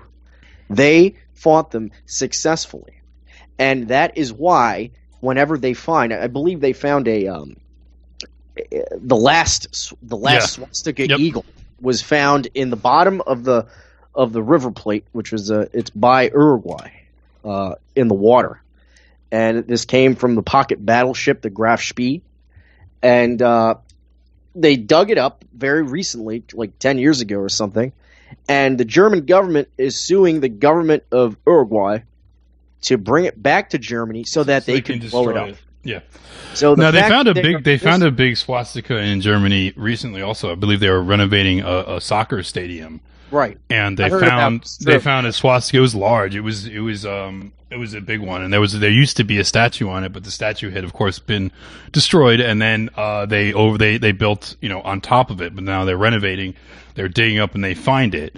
And of course, first thing you do is call the government, and without even thinking about it, without thinking, hey, this is a historical monument, we should see how we can preserve this, because history is history. Like, I don't like destroying history. Like, it's an inhuman thing to do, and Jews are very much into it. If you look at how they operate, like destroying the monuments and that iconoclasm shit that ISIS does. That's straight out of the Old Testament. Yeah. That's because of the influence of the Old Testament on Islam. Yeah, and the Old Testament, and the reason, the sort of this Semitic, my opinion is, like, anthropologically, just my sort of layman's anthropological theory on the iconoclasm of the Old Testament, is because these are Bronze Age, these are Bronze Age tribes at war with each other. And what they do is they kill the other tribes' gods when they win, right? I mean, this is very much what they did. The interesting thing is the Jews were so good at it that very few of their I mean, they weren't even relative to like the nations, you know, the goyim of the ancient world, the nations, the Egyptians, and some of the Egyptians would be the most prevalent one because they were the largest nation that was very powerful. The Jews were tiny in comparison, and you could see throughout all their writings from the ancient world their fear of the Egyptian. Yeah, and just like their fear of the goyim, the goyim with the powerful nation of their own is always something that the Jews will fear and try to subvert or attack. And you see that all through the Old Testament as well. But of the other Semitic tribes in the Levant, there's only like a few surviving remnants, right? And so we're like, well, why is that? Well, they fucking wipe each other out. Yeah. And you know, through accident of history and through sort of historical circumstances and you know, just a lot of everything that happened, one of these tribes survived to the modern day, and they still kind of are the same way. Yeah, and they've changed tactics. They've even somewhat shapeshifted. You know, sure. They've literally. I mean, people talk about when we talk about Jews as like shapeshifters. I'm not saying like an actual individual Jew can literally change his shape. We're saying through the ages they shapeshift. They become something different in order to blend in and subvert whatever society they're a part of. And we're talking about Asia. We're saying, look, Asians, hey, be careful, because we see Jews blending. We see a lot of Jews intermarrying with Asians. They opened up an Israeli university in China recently. Yeah, and they have Chinese, and of course the Chinese, because of the average rate of Chinese baby adoption by Jews, way above whites. So. Yeah, and also they also, you have guys like Zuckerberg, who's got like his wife is like a 2 out of 10. Yeah. You know, like this guy's one of the by like Asian standards. That's like even by their standards. Yeah. So like, no, I mean, when we say shape, we're not talking about like literally they have this power to like change into other things. Well, I'm not necessarily ruling it out. No, I'm joking. But like, I'm just saying, like, what they do that, and that's I won't wait. Hold on, I won't rule it out. Have you seen Laura Loomer lately? Okay, you're right. Although her change didn't make her any prettier. Oh my God, she still looks wait, hold on a second. Laura Loomer is now like a Nordic babe bashing Jews on Twitter. All right, so she did shapeshift, bro. You've seen her, right? Yeah, but I don't think she's any prettier since her nose job and tit job. She's trying to look like Lauren Southern, I think. Yeah. Oh my God, dude. When she first got that. All right. Well, anyway, let me just finish the point. Wait, man, $40,000 worth of plastic surgery later. Come on. Yeah. Okay. So you can't change your actual shape by shapeshift. Yeah. But yeah. So the point being that people that like a lot, and I think I'll be charitable to people that say the kinds of things that annoy you, like, oh no, they're not really doing that, or they're not really this or whatever. Like that's people dealing with like psychological blocks and some priors, and I think that rather than attack them as like stupid, you should just try to like kind of explain things to them or explain your point of view, because I think when you sit down and talk to people, they'll start getting it more so than just like going right at them, unless you think they actually have some other agenda. But if there's a guy who's like new to the alt-right and he's got some different narratives and he's trying to work through a lot of the thought processes, I wouldn't like attack the guy as promoting another agenda. He might just have some priors he's trying to break down in his own mind. You know what I mean? You there, bro? Yeah. No.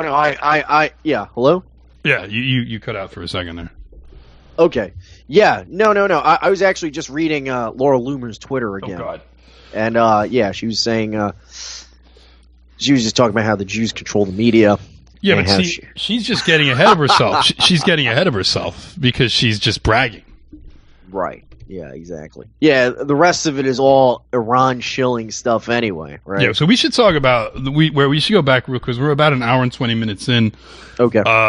This is probably going to be a little bit short. I don't think we're going to get the full 3 hours in tonight. We're both a little bit beat, but let's go back to where we started from, which was the alt-right, and how the theme is sort of like white people is very difficult for whites, or why is it that anything that we think that we have power because of Trump, and we can't get any single policy that helps whites through, while the Jews are getting things that they want, despite the fact that the J left is still like relentlessly attacking Trump. And then we look at like the alt-right and we see how fucking neutered they are, how completely, how they've gone back to, like you said, I mean, you were doing a good rant before we even started about how they're going back to like Reaganite conservatism. because they don't have anywhere to go. I mean, they've hit the ceiling on how far they can go in their recruitment. I mean, now you are seeing, for example, Cernovich is sort of promoting Molyneux, and Molyneux is like he's like a bartender. He'll serve any stranger that's got money, right? So like, I mean, so that's a match made in hell. So I think that they might try and go, if this Ronald Reagan conservatism with more trannies and blacks doesn't go anywhere, then they'll try and maybe push or bring the front line back a little bit, so you can maybe talk about race a little bit, as long as you're not talking about Jews. And what they do, would they channel all xenophobia? And this is the other thing about the anti-Islam stuff. It's like against Islam, right? Yeah, all xenophobia, all sort of nationalist feeling is channeled into that safe avenue. And look, again, I'm not shilling for Islam. I'm just telling you, be careful.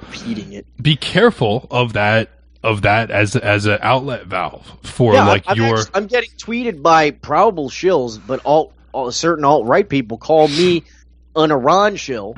I mean, well, what the fuck do you think these protests are, you dumb fucks? I mean, what do you think? We should go into these protests a little bit too, because the protests, as you said, some of it might have been legitimate protest by the Iranian people for a legitimate reason, but we should also go into the history of Jewish subversion in Iran and in Europe too, because they did this in Eastern Europe. Remember the Orange Revolutions, the Color Revolutions. It actually started, believe it or not, with solidarity in Poland. Yeah, Lech Walesa. Lech Walesa and all these other assholes. I mean, say what you want about the Soviet Union, these guys did not have their people's intentions at heart. And the whole thing in the Soviet context, at least, this is the precursor of the modern context, was that they needed to get the Soviet Union to spend more money on foreign aid so that it would collapse, and that's fine. But now this is extending into modern times, where I personally believe the colored revolution scheme is kind of outmoded and outdated. It's not going to work anymore, right? Especially after Syria. But with Iran, they've been trying this. I'm sure you remember the student protests, right? The student protests. That was all. Yeah. That was all Mossad. I mean, they do this thing now, and they had the what is that group? The MEK, like the Marxist, so-called but they're really just a CIA asset. The MEK is like, I believe they're Islamists. No, dude, they're like some weird sect of like Marxist Islamists, but they also are like into sexual liberation. It's very strange. Yeah. It's like a cult, but they're also CIA assets. I mean, these people are. The same is true with the Baha'i. You ever heard of that bullshit? The Baha'i, they're like the faggots that believe that that Jesus and Muhammad and Abraham are like ruling the universe from like a God council. And like that, all human beings are equal. It's like total Zog. Like some all those people, the people that founded that are Jews, I believe. Yeah, they have like this temple someplace, this big white building, but like their head guru is like a Jew. Yeah, it's made up bullshit, and the Iranian government sees that full well. I mean, Iran has freedom of religion, but if your religion is basically dedicated to overthrowing the Iranian government, you're obviously going to have trouble there, just like you will in America if you're in a Christian identity or something, right? If you're a black Israelite or some shit and you gain momentum, political traction, you're going to have problems from the government. And so this is the same thing in Iran with the Baha'i bullshit. And now the students, the leftist students that are actually working for the Zog, they don't want to wear the hijab. I mean, okay, it's not my culture, but you know what? That hijab, the headscarf that women wear, that's just in public, and it's not even that restrictive. It's not like it's the beekeeper suit from Saudi Arabia. It's just a headscarf that many women willingly wear in the West, right? Mm. So like, they want to look like Jackie O and things like that. Yeah, it's just classy. Like these women, they look classier with it. So anyway, in Iran, they had this. They have tried so many times to meme this, where the women take their scarf off in public. And they flaunt it, and they this and that. And that's Jewish shit from the fucking minute one. And when I see that shit, I'm like, that is fucking... instinctively, it's the Jews. Yeah. Well, a couple years ago, Sheryl Sandberg from Facebook, the COO, she actually held a conference dedicated to expanding this. She publicly organized with these women from Iran to make it so that when they go on Facebook, they take their hijab off in their profile picture, which is sort of like a loophole. It's frowned upon, but it's a loophole in Iranian law, and they use that as a way to resist the hijab. Right. This is like the Iranian version of the Pussy March. This is the exact same thing. The only thing is that they're starting from a further back. Yeah. They're starting a little bit further back. Yeah. If you're like, oh man, women, look, they have to wear the hijab and whatnot. Well, what do you think women wore in public 60 years ago in the West? They wore a scarf over their head. When they went to church, they wore the veil. It was just a symbol of modesty. The Jews have totally the sexual revolution is way more advanced in America, while the Iranians themselves fought against it successfully, which is one of the other, by the way, underrated reasons why the Jews hate Iran. It's not just the foreign policy; it's that this was the first revolution that was explicitly anti-Jew in the cultural sense. It was against Hollywood, it was against porn, it was against feminism and gay rights. This was the motivator of the Iranian Revolution, and they succeeded. And now with the power they won there, they organized anti-Hollywood conferences and anti-Holocaust revisionist conferences and Holocaust cartoon contests. So, this is why they really hate them. So, long story short, this whole hijab thing, it's about loosening the coherence of their society, all right? It's about women flaunting it, letting it all hang out, letting it out, showing people that the government is and the society, the norms, the culture is illegitimate, and that only the individual will to show flaunt one's sexuality in public. That is the sole motivator. And Facebook, which recently came out, will take personal requests from the Israeli governments on what accounts will get deleted. This same Facebook organizes with these Iranian feminists to do this hijab march bullshit. Yeah. All right. Yeah. And the same thing is happening now with these students. We can't use Twitter. They'll take down James Alsop's Twitter, but Iranian CIA revolutionaries talking about using force and weapons and bombs to overthrow the government there. That's allowed on Twitter. Yep. They're all over the place. But we can't talk about Jews on Twitter without getting banned. Now, look at that, and you tell me it's not fucking bullshit. Yeah, no, I know. So, I mean, this, and of course, it's like, ordinarily, it's like, you think about, like, why, if there's some protests in a country, for whatever reason, who cares, right? Why automatically is the United States supposed to get involved? Like, that's the other thing. It's like, there's and you see, I mean, this is something I kind of like, as I was, when I first, like I said, my politicization of this kind of stuff and awareness of it came through foreign policy circles. It came in through isolationism, anti-war stuff, and you get little glimpses of this here and there. And I'll give antiwar.com a lot of credit, and antiwar.com ran afoul of the J-left anti-war movement because they started calling attention to this stuff. They started talking about, and people were like, I remember Justin Raimondo went on this big tirade about the color revolutions, like around the 2006, 2007, when that stuff was going on, like the whole thing with like, and really like the subtext of that was like native Ukrainians against like Jewish oligarchs, right? Like that was the subtext of that. And it was true. And it was but he wasn't even saying that. He was just saying like, oh, and he of course says like the CIA, but and he actually sometimes, he does call out Mossad. He'll put like CIA/Mossad and stuff like that. Justin Raimondo is woke on this question. But, and people were like, why as an anti-war site are you so worried about like this thing in Iran? And he's like, because this is what they're doing. And he's like, this is how they're like subverting these countries. Like ordinarily you would think in America, the left, the anti-war left at least should side with people like protesting against their government, but like not so fast. And of course, we also have in the United States, this thing called the Foundation for the Defense of Democracy. It's run by Jews.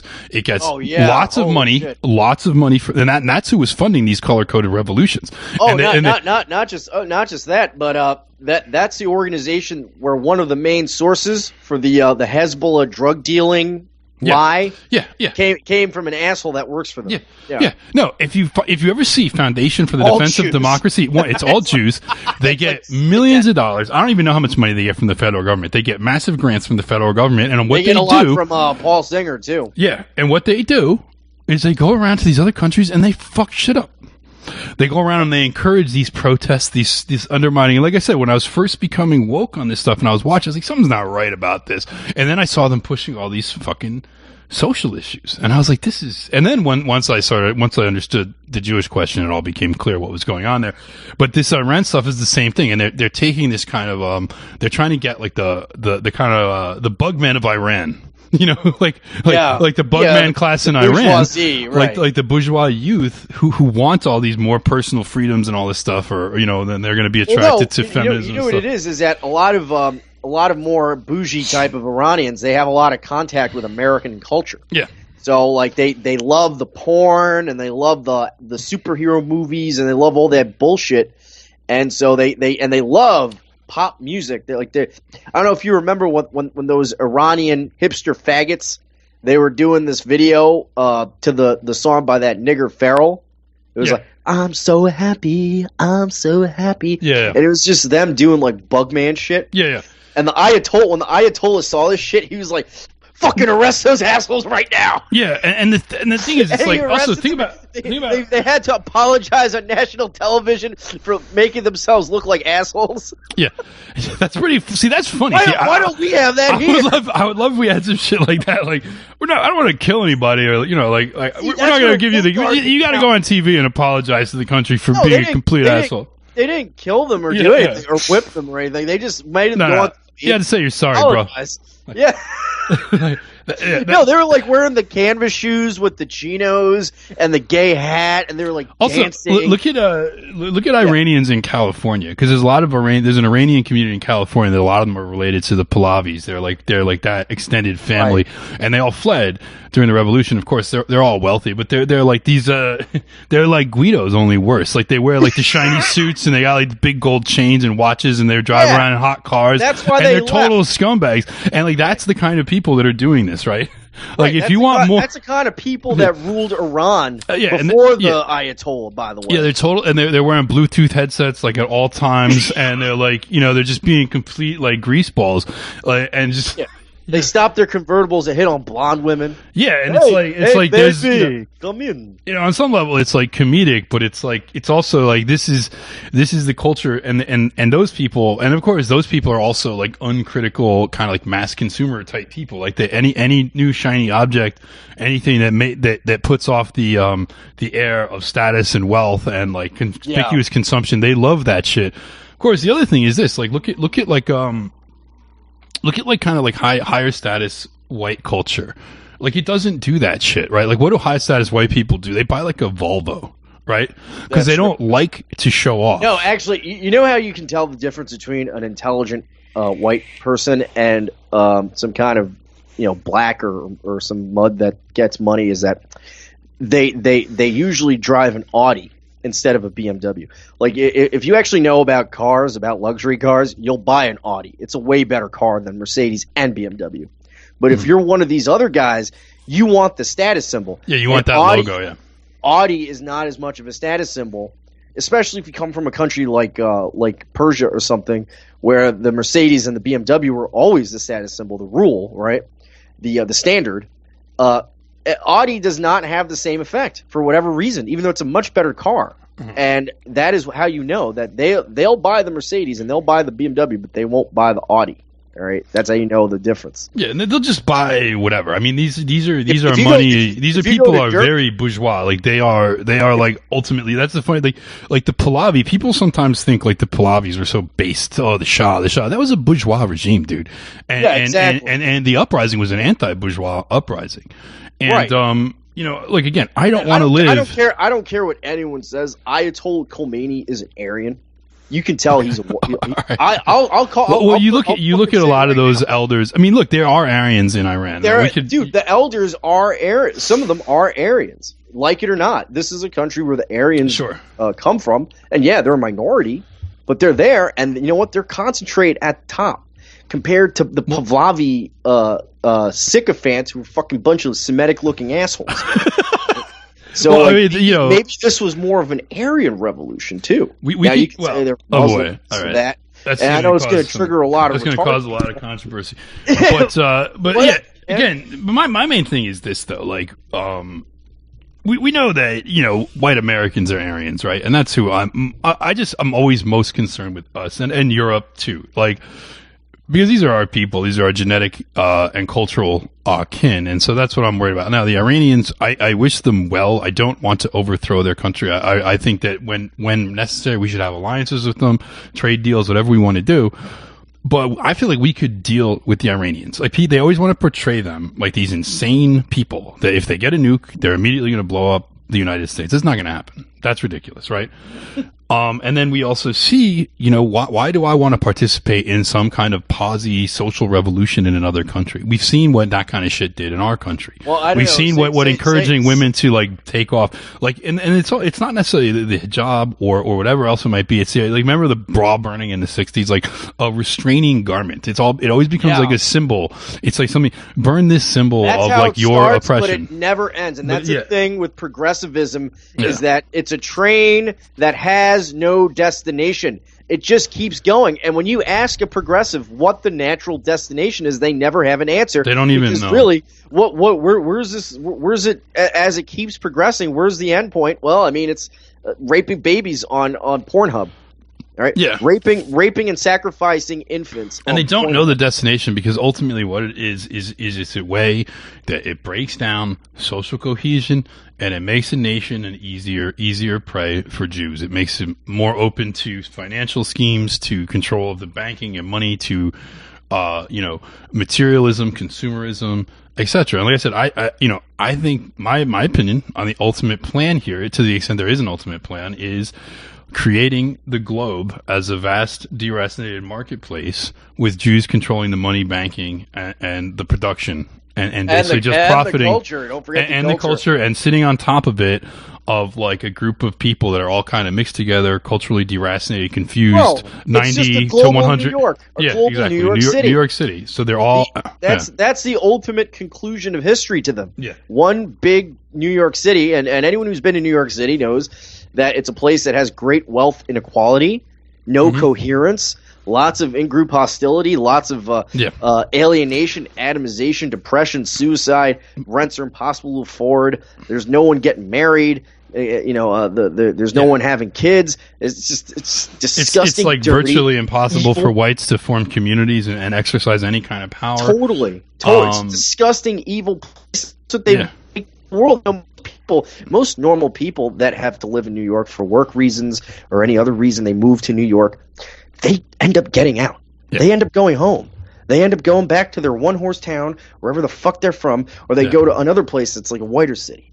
They never stay in New York because it is overwhelming how horrible it is. So imagine if the Jews get their way and turn the whole world into New York City. Yeah. What then? I remember when I was still there and working as a bug man in the office. There was this really cute receptionist that started working at my office. Real cute, blonde, blue eye, like this Midwestern, like corn fed, whatever you want. And I was like, oh, that girl's really cute. And she had like just moved, and she was all like wide eyed and optimistic, and she was so bubbly and eager to talk to everybody, and really nice. And I talked to her a little bit, and then I remember one time actually I was in the airport. Waiting for some, I can't remember why I was there. I was just in the airport waiting for either to get on or I just got off a flight, and I saw her, and I was like, oh, hey, what's up? What are you doing? And she was like, oh, I'm going back home. And I was like, yes. I was like, yes, good for you. Good for you. Never come back. Never come back. Man.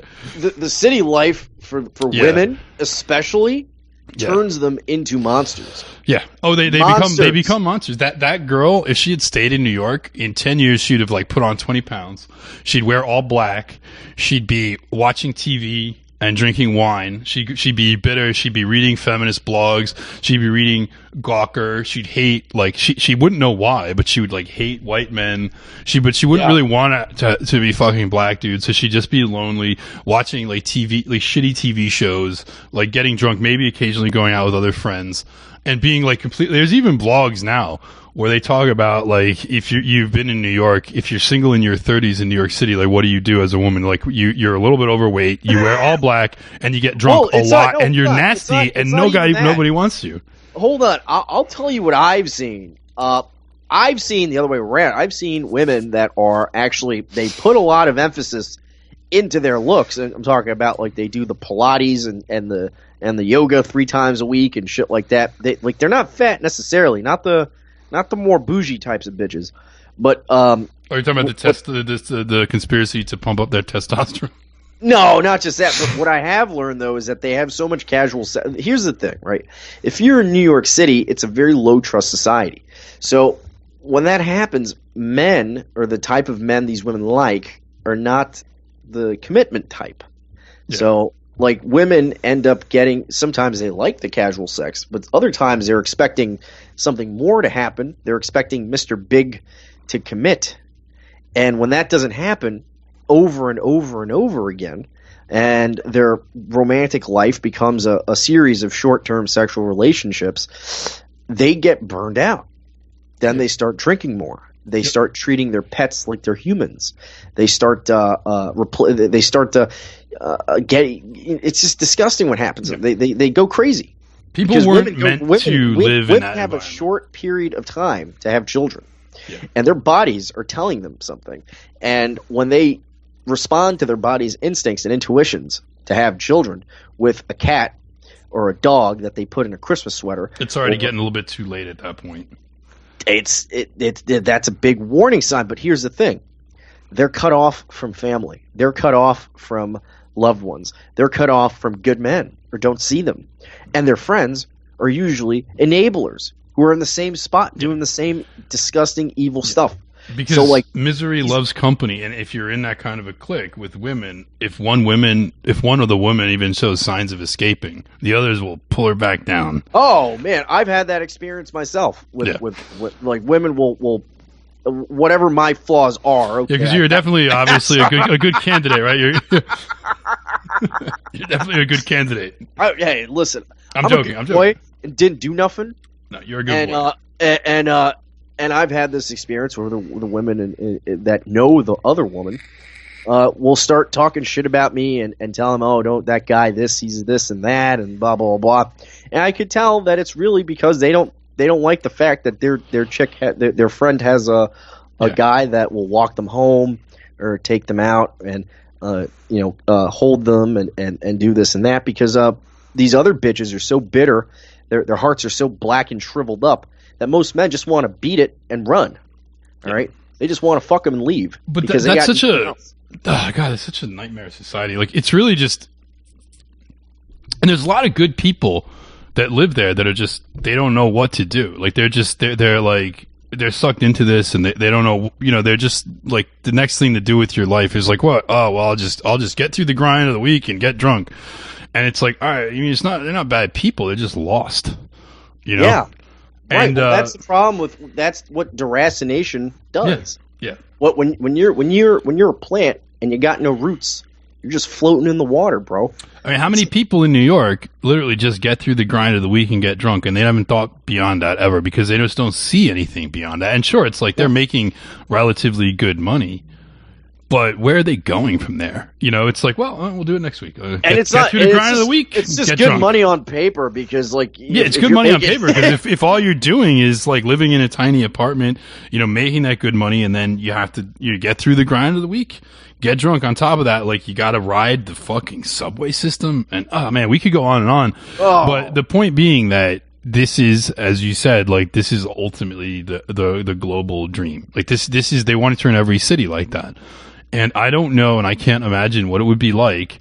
I would love very much to know what it would be like to live in a truly European city. And New York, is a beautiful city. Like, I know people might not believe me. There's a lot of real beautiful old style, classical style architecture, and really beautiful monuments. And the park is great, and the whole southern entrance to the park, walking around down Central Park South, the entrance on either side. Well, it's just really beautiful, and it would be a fantastic European city, but we don't know what it's like yet. What's underrated about New York is that it's very walkable. It's a city meant to be walked. Yeah. And so because of that, the people that built it, they tried to make it as attractive as possible so that what you're walking past is attractive. This is in contrast to L.A., which is a city meant to be driven through. Yeah, L.A. is not fucking ugly-ass, disgusting place. I mean, there's really nothing, other than the weather, there's nothing redeeming about L.A. But New York actually there is something special about it in that sense, but it's still a fucking horrible place. It's a horrible human. Now that when you walk around New York, you're just like, what the fuck? I used to be amazed walking around New York if I would hear white people speaking English. Oh, there's some other white people speaking English. Weird. Yeah, where did that come that's from? what calls attention to you when you see someone that might look like you. You're like, you look twice because you're like, what the fuck? Yeah. I mean, that's pretty sad and sick, but it is what it is. But I think that the fact that this is the ultimate conspiracy, because you won't meet a single white person in New York that is not planning to leave at some point. Yeah, they all have their plan, but it always gets frustrated. Right, it's always like next year, like one more year. Once I save up enough. A lot of people do leave. But I know a lot of people, but a lot of people don't, and and it's like, I see so many people, and I would know, so I'm moving out like next year. I just got to save up a little bit more next year. I did that for 5 years, dude. So it's like, it's just a shitty place, and that's what everything is going to become. Yeah, imagine if there was no escape. I mean, that would really. I mean, that's part of the reason why politics in Europe is more radical too. Is that in Europe people aren't used to move around, right? To fleeing diversity by moving. Yeah, that's an American. In the larger European countries, maybe like in Britain, like people are moving away from London, and they see that as a temporary solution. But in other places, like in Greece, for example, people can't afford to, or it's just too small. That's why those over there, you'll see a lot more people ready to fight the immigrants. Well, the other thing is, you remember, like Europe, and I'm not saying one is necessarily better than the other, because I don't like driving wedges between America and Europe. Sure. But, on some level, like the people that stayed in Europe are like more sort of rooted, and people that came to America are people that are willing to move. More mercantile too. Yeah. And like, so it does in America, people routinely move between states and move across the country. But on some level though, this is something that, this is something that I've used rhetorically to our advantage, because when people talk about, how horrible it is to uproot these immigrants and like make them go back to Mexico or back to the Middle East or wherever they're from, my response is always like, well, okay, so you think uprooting people is so terrible. Well, what do you think about a guy that has to move across several states or even across the country because he lost his job? And he's got to move. Oh, there's people that move every 3 years. Yeah, and he's like moving. Like a fucking bunch of gypsies. You think that's good for you? Yeah. No, and their kids don't have any commute. Their kids are all like free. Their kids are all alienated. The kids are the worst. Because they can never form. Yeah. Yeah, they create kids that are queers and drug addicts. Yeah, and they could never form like lasting bonds with their peers in where in the place where they grew up. But I'm like, people are forced, and or what about the guy who has like a livelihood and a life, and then he loses his job, and that whole thing is torn asunder. It's like you never oppose that. You're perfectly fine with the idea of people being uprooted as long as the reasons are like the marketplace and capitalist greed. Right. But you're all of a sudden upset about the idea of like people that already moved, people that are already migratory, that came here home, and they just have to go back. Like they crossed one way, they can cross the other way.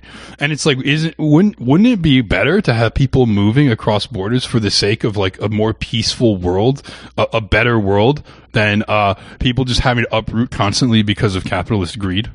I mean, I've said this to leftists before, and you see the gears start moving in their head.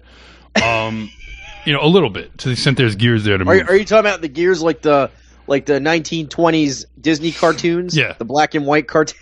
Yeah. Yeah, you see Churn like and butter. Yeah. So, I mean, that's just, and I'll give credit, like, I actually borrowed that from Greg Johnson. Now, I know people have whatever opinions they want, but he's got a very good essay on, like, the ideas of certain ideas. Like, if you ever get asked, if you're in a serious conversation where people say, like, well, how would we ever do this? Well, we kick down everybody's doors and, like, put them in jail. And it's like, no. Like, we can just gradually get people to go back, give them certain incentives, give them reasons, like, and that's how we could gradually build. So if you go on Countercurrents, there's an essay called like the slow cleanse and sort of like a 50-year plan to make America white again. I think it's a great essay. And I think a lot of what he's saying, if put into practice, is like a humane and reasonable way to reestablish overwhelming white demographics in the United States. Yeah, well, I mean, there is this segment of people that are like, they like to LARP, the bowl cut army. They want to do it a certain way. They want That's just silly. Get it That's all just done silly. in a year or two. But realistically speaking, like having a policy like that where you it's a long-term plan over a long-term period and have provisional laws in place to avoid short-term stuff and then over time send them back. And that's what happened. Like if we were to if people dedicated to an alt-right perspective, a white nationalist perspective, were to gain power, like in order to get that power, you have to not be like bowl cut army right away. Like no one bowl cut army is not getting power, right? So you'd have to be smart, tactically, and reasonable in order to get into that. Which is also why the idea of Hitler as some insane maniac is stupid. Like the guy gained power in a very complicated society. You know what I mean? He was the moderate. Yeah, that's the other funny thing when you actually read it. It's like he had to fight off his own Spurg army. Yeah. That's a funny thing. This is a consistent problem, right? He had his own poll in the NSDAP that were threatening to overthrow him, so he had to do it too. Yeah. I mean, it just comes with the turf. And if you look at what he was doing, he wasn't murdering Jews and gassing them. They were relocating them to the Soviet Union. No, actually, they were moving them east all over the world. Yeah, they were just actually. When it comes to the war, Hitler was actually pulling Germans back from Eastern Europe because there was already millions of Germans living in Slavic countries. And so this whole bullshit that I even hear, by the way, some of your skeptic friends mentioning that Hitler was trying to wipe out the Slavs and all that stuff is fucking bullshit. There's no proof that happened. General Plan Ost has never been proven real. Yeah, no, I know. When I saw this is a paywall stuff, so we can do high level. When I saw Ryan's video where I saw him talk about the GPO, I was like, dude, that's Jewish. That's Jewish propaganda, dude. Bring him on if he's actually adamant about that. Well, bring him on, have a debate it with me because I know for a fact the GPO, General Plan Ost, doesn't exist. No, I know. But let me just hearsay. Let me say this. Go ahead. What you would want to debate with Ryan would maybe be tactics, okay? Because he's got, let's say, a public position and a private position on this. So you could just debate with him the merits of that as a tactical strategy. But I'm not going to say anything more than that. Okay. Well, all I'm saying is that there's a lot of people that believe that shit about No. The GPO is no fucking. It doesn't exist. Yeah. And they want what they do. This is also a thing this is another thing that the Jews do. They want you to believe that we're sharing the same struggle, Goyim. Like the Nazis wanted to kill you too. It's like no. Oh yeah. They make it so that only Dolph Lundgren would have survived World War II. The Nazis won. No, I know. It's really dumb. It's really stupid. And that whole a lot of the stuff that people, a lot of objections. Now, on some level, it's sort of like, all right. I mean, a lot of people repeat that stuff because they want to make use of the programming that people already have because they know everyone's been programmed with this stuff. So they want to make use of that social programming and steer it in the right direction. So that's one theory. I don't think it's a good one. I think it's more important to smash the social programming. Yeah, that's my theory. My theory is we should break these because some people are like, look, everybody's already, and I'm not saying I want to go out waving swastika flags, okay? Because I think in an American context, that just doesn't make sense. That's not a symbol. No, I agree. That's not a symbol of Americans, of white Americans. Now, the question is, what kind of symbols can we use for white Americans? That's a whole other debate. We don't want to go down that rabbit hole. But I do think that people need to be broken of their immediate associations of swastikas, their immediate associations of Hitler and Nazis and all that. They need to be broken of these myths, because these myths are very powerful for the Jews, right? It's very powerful to have these boogeymen. They're meant to shackle your thinking. Yeah, exactly. They are, as Bulbasaur put it 5 years ago. It's a chastity belt on whites, on white politics, the Holocaust, and it's like, and if our reaction to some guy with a swastika should be like, huh, look at that guy, right? He's doing that thing. Okay, whatever. No big deal. That should be the reaction. Because who cares? I agree.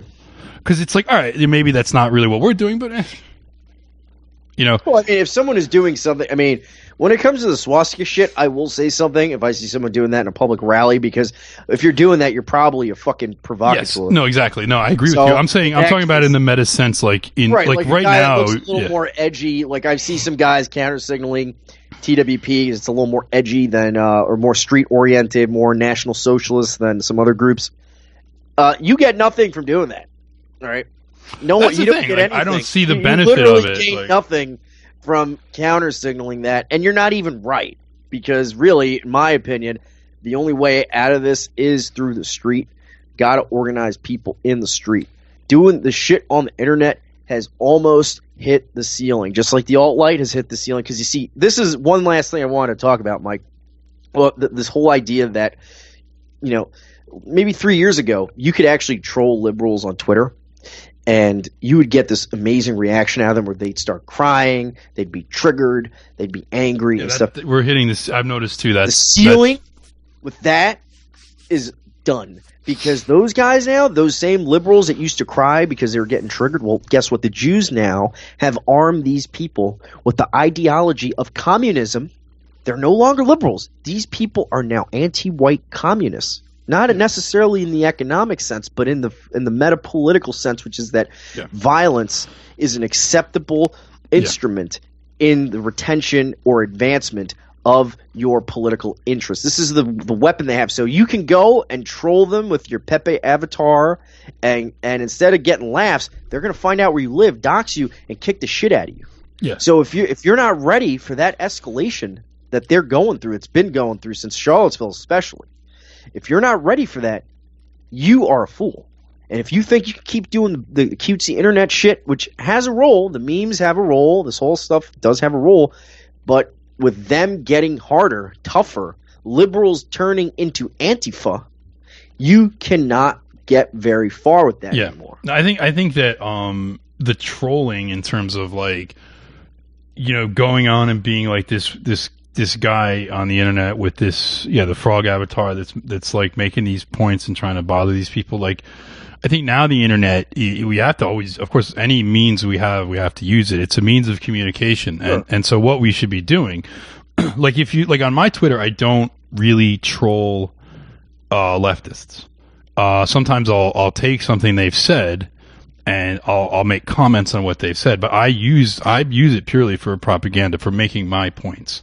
Right. Like, that's how I use my Twitter. I use my Twitter to make points that I believe in. And if a leftist says something, or an alt-righter, I troll alt-right rather. I troll the alt-right sometimes, but just because they're faggots, because you actually will get that crying response from them. It's true. Actually shifted. So now you control the alt-right into crying and being a bunch of bitches. But then it's like, which is good, because that actually, we get their people that way. So if you want to do that, if you're still addicted to the trolling, shift your target. The left isn't going to be your target anymore. Your target is now the alt-right, and you'll get people that way too. Like, you'll get people interested, but I just use it for making points. Like I don't need to make Jake Tapper cry. Like, it's not going to happen, first of all. But I take what Jake Tapper says. That's just the latest tweet I did, and I'm like, here, this is an example of point X or Y. Yeah. And so, like, that's the thing. So that's what I use it for. Like, that's my approach on Twitter, and that's what we're using. We use our platforms for this. So I think that, and as far as like the street versus the internet, I don't know. I think the main issue is, and I don't know tactically what the best thing to do is. I understand different arguments, but I just think what we need the consciousness of whites has to be raised. People have to understand that demographically it's not a joke. Like, don't brush off the statistics. That don't think everything's just going to be the same when we become 40% and then 30% of the country, because it's not. It's already getting bad. It's already on a downward slope. And look at how they're treating us now. And look at this vitriolic, absolute, like, Donald Trump is a great test case. Look at the absolute vitriolic, like, hate-filled reaction to Donald Trump. You could say Trump is a victory, but you know what? The guy won a very Pyrrhic victory. Yeah. Well, I'm trying running on the 1990s Clinton platform. Yeah, no, but my point is this. I mean, I think it was a victory in some sense, but because what it really did more than anything was it polarized, right? That's the true advantage of the Trump of the Trump election, because Hillary Clinton, it would have been business as usual, right? Yeah. So it created the polarization. So now everything is politically charged, and the J left is just absolutely on fire. And Trump only really, if you think about what he wanted to do, these were very mild things. And they wouldn't have actually corrected the country's direction long term. And he couldn't even do them. There was like this mild, like when he was first elected, there was like this jump in enforcement by ICE, and there was this mild pullback on immigration. Like it pulled back a little bit at first. But now all the Mexicans have learned, oh wait, they're not actually doing that thing. And they're just coming back again. Like there was this reaction because they all thought they thought that ICE was going to be banging on doors and kicking them out of the country. And they thought none of them, they thought they were like afraid to cross the border for several months. But that's all over now. And they're coming back. I mean, Fascination talked about this a couple weeks ago. That's over. And now they're coming back in force. And Trump is so hamstrung on everything from, Russia investigation to Supreme Court, like fucking like anytime Trump does anything, they start down at like, they get some judge in some fucking like tiny district somewhere makes a ruling on it. Like who the fuck is some like Hawaiian, some like fucking Asian dude in Hawaii who's totally, been absorbed by like the J left? Who the fuck is he to just say, oh, sorry, the president's ruling is invalid? Who the fuck is that guy to say that? Like, think about the country where that's like, 60 million plus people voted for Donald Trump. The people elected him. And you have this fucking Asian judge in Hawaii who thinks it's like on him, because he's got that robe. He's got that Jewish robe of power. So he can do what he wants. Well, no, the judges are pressured by the Jewish groups, like we see with Robart, who, by the way, was a Bush appointee. Yeah, no, I know. No, yeah. And these assholes are bought and sold. That's the problem. It's just plain old corruption. Yeah.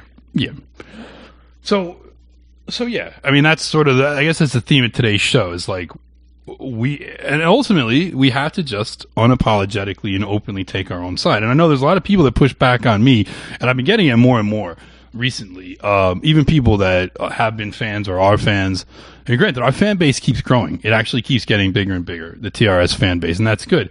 And, people that have, but even more, I'm getting people that are like, Mike, you're getting too radical. Like, you're getting too crazy. You used to counter-signal radicalism. Like, you used to be more. About what? What are you radical about? They just think I'm like, but I think I've toast to me. Yeah, I know. I'm actually a pussy, but no, it's like I guess I've gotten this reputation. I mean, when JF was going to come on and talk to me, apparently he told me people in his circles were like, "That guy's insane. That guy's a Nazi. Like that guy." Well, they say the same about me. Don't listen to them. Yeah, no, I know. I'm just saying. And it's definitely not true. Well, yeah, but the point being that it's like. Yeah. We have to. They're people that get. You know what? They're the ones with the problem because they agree with us. They just think you shouldn't say this publicly. But guess what? Well, when the fuck does that ever work? Well, the other thing, my question for them: does being tepid when you go get a job work? Does being tepid when you try to pick up a woman work? So why the fuck would it work in war by other means, aka politics? Yeah, and that's the thing I don't get and it's also like we might not win. Which is not to say there's not people that can do stupid shit. Like, you can be fucking retarded. There is limit. You can be retarded in politics, right? Like, all you guys out there that are trying to feed nailing bowl cut memes, please stop. Don't do the bowl cut thing, all right? That's come on, we want him to have a chance. Yeah. But it's like the thing is that it's like ultimately we have to know that we're taking our own side and we're doing so forcefully because this idea and my question to all the people that have, and I've just noticed it more. It might be concern trolls, it might be subversion, I don't know, but I've just been seeing more and more people that are coming in. They're like, Mike, we love what you guys are doing, but you're so radical, you're so crazy, like you're gonna put everybody off. And it's like, I don't know, dude, we just keep getting bigger and bigger. Like, we get more and more popular. Like, I don't know what you're talking about. And even those people, I think they're just being a little timid. And I get it. Like, I understand the mental blocks and the things, the psychology that people have to go through. But I just really think that if we don't have people out there, aggressively and openly taking our side in this, then we're just going to go by the wayside, and all the Bannons in the world aren't going to stop it. Yeah, Bannon can sit there and scheme. Yeah. he can sit there and scheme, and he can support losing candidates like Roy Moore, and he can be in his office because strategically doing this, that, and the other. And in the end, it's not going to matter. None of it's going to matter. If you're not saying our ultimate objective here is to reverse the demographic trend, to bring America to oust the Jews from power, take power over our own nations and control our own destiny. If that is not your goal, or you're looking to accomplish that goal through some kind of means that involve like tricking people or something, like I don't know what to tell you. Well, the thing is, what else isn't going to work? It's not. I'm not saying we don't need intellectual or scientific work, but guess what? You can work on the facts and have the pie charts and the science and everything down pat, and you will make the presentation. And if the conclusion is not what Jews like or what they want, it's just going to be ignored. You can have a bulletproof case, you can make the bulletproof case, and the next day people will listen, and the next day things will be just as they were before you made the presentation. Because what we need now is not more pie charts, not more science about things everyone knows, like blacks are dumb. I mean, that's something that, it's like saying the water's wet. What we need is good propaganda, because the truth for the truth's sake is not something that really stirs the loins of men to rise up, to fight, to put it all on the line and risk themselves and risk their family, risk their prestige and money. You need something more moving, something more inspiring. It's not a coincidence that it's the worst times are the ones that also don't have any poets or artists or musicians or anything. And we see this now where there are no more poets, there are no more artists, there are no more painting rousing images or inspiring people, because we are spiritually dead right now. So we have to sort of pull the engine, start up the engine, and we're already doing it. We got it flowing. We got our own music, increasingly good music that is inspiring, like Zurius, right? Yeah. We're getting better. What about did you just Sven not so much again? What about Sven's parody songs? Yeah, and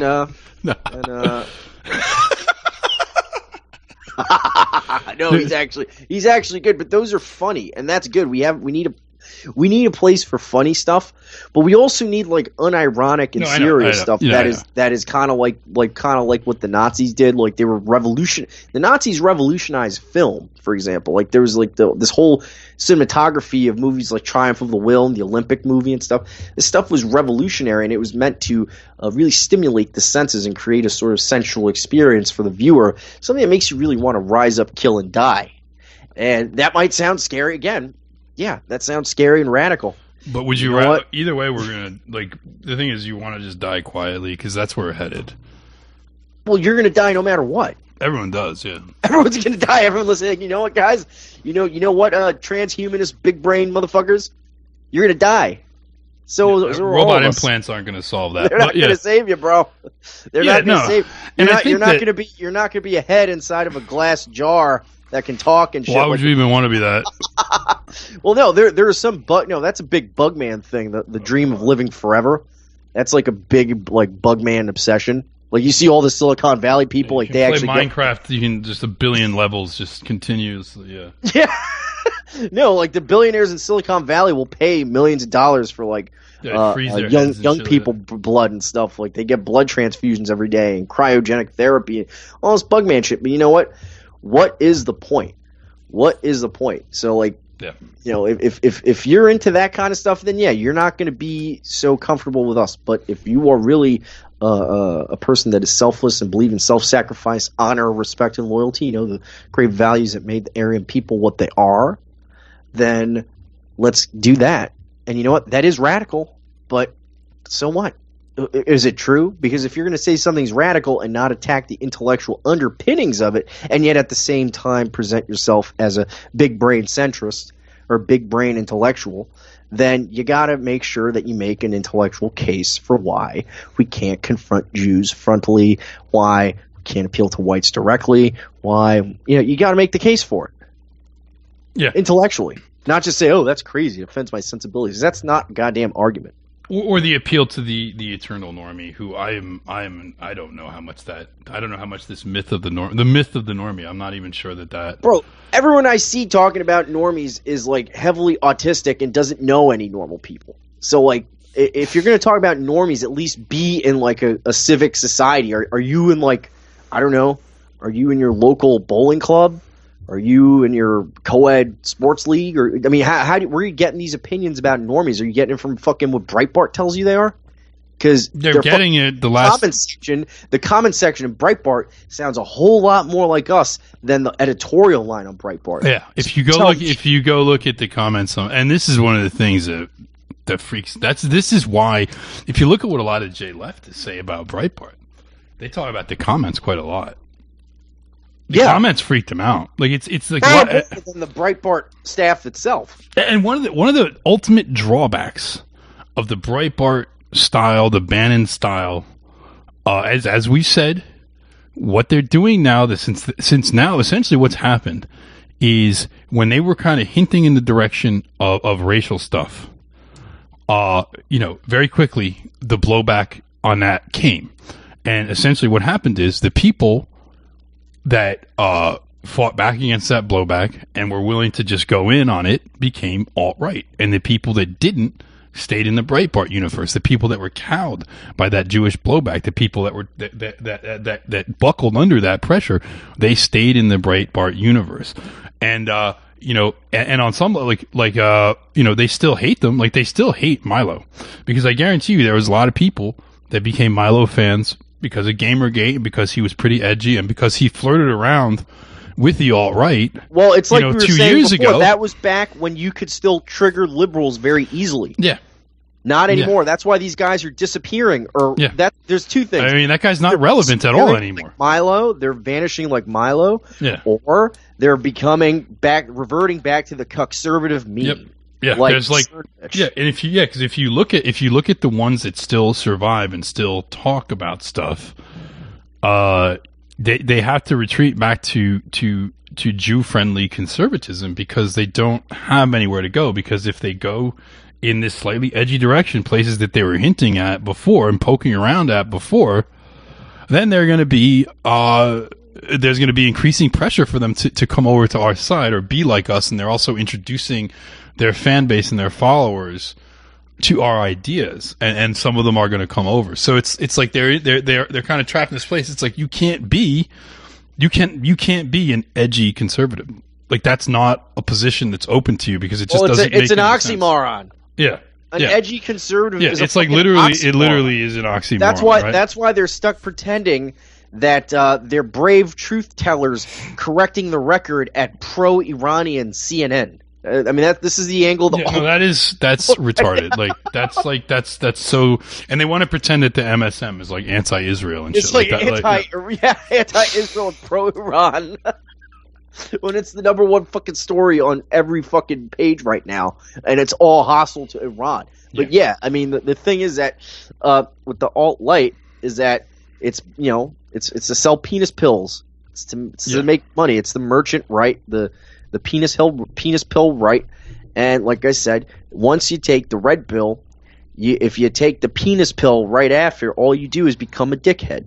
Yeah. So fucking the audience that watches people like Alex Jones has been sort of giving them a little bit of red pills here and there for the last year, and suddenly he reverts back to the cuck meme, the Berkshire meme of supporting Israel, and his audience is calling him an Israel shill. Yeah, I am amazed. See, with Cernovich, I have no it doesn't surprise me that he would shill for anything with some of the other alt-right figures, obviously, but Alex Jones and Paul Joseph Watson shilling for Israel is, to me, like, if that's not an indication to their audiences of the true power, it's not the fucking Illuminati, bro. It's right. Or what is the Illuminati, right? Because back in the day, Jones would come out with very red pilled stuff. Rothschilds. Yeah, but he would flirt around and skirt around the issue. And if you think that he didn't know what the issue was, I mean, come on, dude. Yeah, he knows. And it's like that's how he knows, because he avoids talking about it. Yeah, that's exactly. I mean, that's the thing. It's like, you would think that if somebody was legitimately just naive they might occasionally stumble across this or that topic. I think that's what happened to Nealon. I think you might be right. Is that he legitimately was naive, and then he was red pilled, and it's like, whoa, he could speak his mind. Yeah. So he's starting a war. He's literally like the mind blown. Yeah. The mind blown Keanu Reeves. But the other thing is that should be that to you.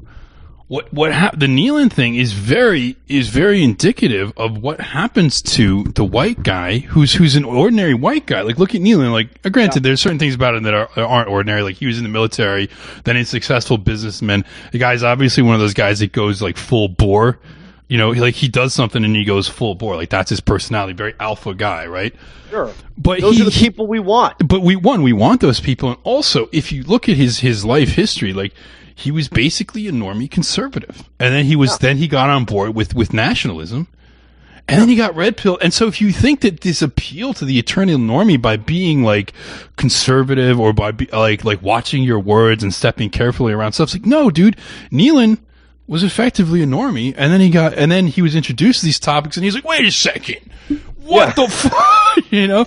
So wait a second, that's what they all had in common. Yeah, exactly. So if you think that like. If you think that like pussyfooting around the topic because you don't want to offend the sensibilities of the eternal normie is like a way forward, well, like in a lot of respects, Nealon was effectively like a normie conservative in his politics until a year ago. Yeah, and this guy this is what happened. 40s. Yeah, he's a guy in his 40s. Those are notoriously hard to flip people like that to new ideas. Yeah. To show them new ideas. And Nealon, who's a guy, he's a textbook normal guy. Just some guy. He's got his own business. He rides a motorcycle. He's got a wife. He's speaks his mind. These days that's not normal at all, right? Well, yeah, but that is like the tip. That is a normie. Like that is if from what I've heard described as a normie, that's Nealon. Totally normal guy. He's maybe a little quiet, a little shyer and stuff, but. That's he was a normie. He was like a normie Chad though. Like he's pretty Chad. If you look at his, like, he's in the military.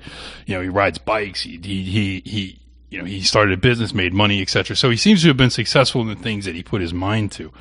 But again, the issue is that psychologically, I'm going to say something kind of controversial here. First of all, when people say that normie shit, they're talking about reactionary conservatives, like older reactionary conservatives. What I say is that why do you assume that's our natural demographic? It's not. Why do you assume? Because you know what? The way things are going now, right? I mean, imagine if the left or the Democrats, the Jews that run the left, imagine if they would have made it so that the people that follow them politically, they only hear liberal ideas, right? They only hear liberal thinkers, right? That isn't true. The millennials that are ascending into power through the liberal pathway, the liberal highway, right? That liberals carved. The millennials that are rising through the ranks into our media are advocates of communism. Okay, They advocate for full blown. The bitch from BuzzFeed said it. Was it BuzzFeed? He said, "I want full communism for Christmas," and this is some cunt, some trust fund cunt. Yep. That hopefully, if the Soviets were alive, they put her in a mental institution. Because she's a fucking liberal piece of shit from New York. Yeah. So, like this is what they're priming the young people with. So, if you think that the only antidote to communism is Nazism, I didn't make it that way. All right, that's the only way. The only way you can fight rising Jewish communism is through Nazism. So, if you're going to be like one of these assholes appealing to normies and this and that, when the communists are the ones that are rising, I mean, how are you going to stop that? Has it ever worked before? When have conservatives ever beaten communists in history? When? Never. No. They're always the bitch of them. And that's the thing. The main issue is that we are in a position where the gatekeepers on the right are like timid. They don't want to fight. They want to keep everything on an even keel. Whatever. Where there's no gatekeepers like that on the left. Like they give them free reign. They give them free reign, and we're not going to change the gatekeepers on the right. So we just have to bypass them. We just have to ignore them. Overpower them. Yeah. We just have to ignore them, and then when we take power, tell them to get the fuck out of the way. Yeah. Because guess what? No one's going to listen to them anyway because people only listen to people that get results. If you keep failing over and over and over again, that's why stop listening to you. That's what's happening with Bannon, by the way. That's what I was going to exactly say next. Is that's what's going on with Bannon. Bannon is, he was pumped up to be this big thing. This guy that is got this plan. He's doing this and that, but he's the Roy Moore thing hurt him, and now the fact that he's like disavowing Nealon, and the thing is, the disavowal of Nealon, what that did, he could have ignored it. He could have said nothing. But when he disavows, now that's put him in the mix. And you think that like Jake Tapper, you notice the tweet by Jake Tapper that I was highlighting on my Twitter, he's not saying, "Hey Bannon, it's all right, it's okay." He's like, you didn't do it quickly enough and fast enough and vociferously enough. Therefore, you're still that guy, right? So that's exactly and that's where Bannon is. And because he's like rolled over and shown his exposed belly to them, they're going to go at it and they're going to keep making him. He's going to have to disavow this guy, disavow that guy. He's going to spend all of his. It's never going to end now. It's never going to end. And the thing is, like, to give Trump a little bit of credit, he knew in the election, never to do that. He didn't even do it with David Duke. Yeah, because he knew that as soon as you do it, the demands to do it won't stop. He understood that. Some Native American woman at a town hall asked him to like apologize for the genocide of the Native Americans. He's like, I don't apologize for stuff. Now Trump is a mixed bag, as we know, but I think it's like in his instincts, and we talked about this before. His like instincts are to do the right thing. But let's get one thing straight over here. Trump is a maybe political conservative in the sense that a lot of the policies under his government are shit, the tax breaks and the Israel shit. But instinctually speaking, as a personality, Trump the man is of the personality type that the Nazis were, the German Nazis from the 30s, the type that do not apologize. They're always on the attack. Joseph Goebbels, Adolf Hitler, Julius Streicher. These guys, when the Jews would demand in the 1920s that they publish a retraction for their anti-Semitism, these guys would tell them to go fuck themselves. And guess what? It worked because that's the only thing that works, because you never see Jews apologizing to anyone. No. When's the last time a Jew apologized to someone for something? For saying something insensitive or doing something. No. Literally never. And like literally never. It's like I would actually challenge someone to find, even when Larry David, who says like he accidentally pointed out that all these like molesters in Hollywood were Jews. He makes a joke about it on Saturday Night Live. The ADL goes after him. He doesn't apologize. He didn't apologize. He just ignores it. He didn't even apologize for that. He just ignores it. He's like, moves on. Right, because he knows better than anyone that when they do that, it's to get a sort of submission out of you. Yeah, and he doesn't care. It's not going to affect his next booking. Whatever. Right. Yeah, I mean, when you do that shit, I mean, yeah, it seems counterintuitive because I think many, especially some sorts of Northern Europeans, mostly British types, like they assume that being polite is what gets you compromise, right? But the Jews assume the opposite. The Jews assume that if you're polite, it's because you're weak. And if you're weak, they got nothing to compromise with you about. Yeah. So this is the problem. This is what Trump knew. Trump knew this because if you work in New York City real estate and not know Jews like the back of your goddamn hand, you're going to get screwed, eaten alive like sharks, all right? But he knew this, and he applied that to politics, which is why the Jews were bringing up the N-word about him. I mean, the guy's got Jewish son-in-law, and he's got Jewish grandkids, and he's been in the Israel parade and this and that. There's no real reason to think he was a Nazi.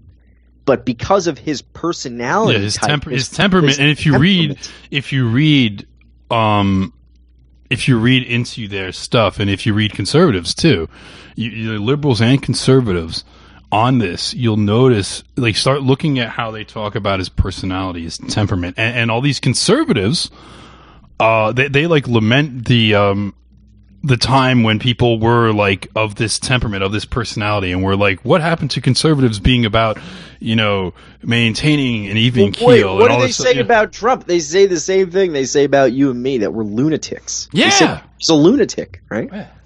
Yeah, and you see the J left is horribly triggered by this because while they'll never criticize someone on their own side who goes too far, when they see they start diagnosing him psychologically, they start talking about all these disorders that he probably has, etc. Right, and that's just another way of bullying somebody. And just I mean, I guess the ultimate point here is that and this is the lesson.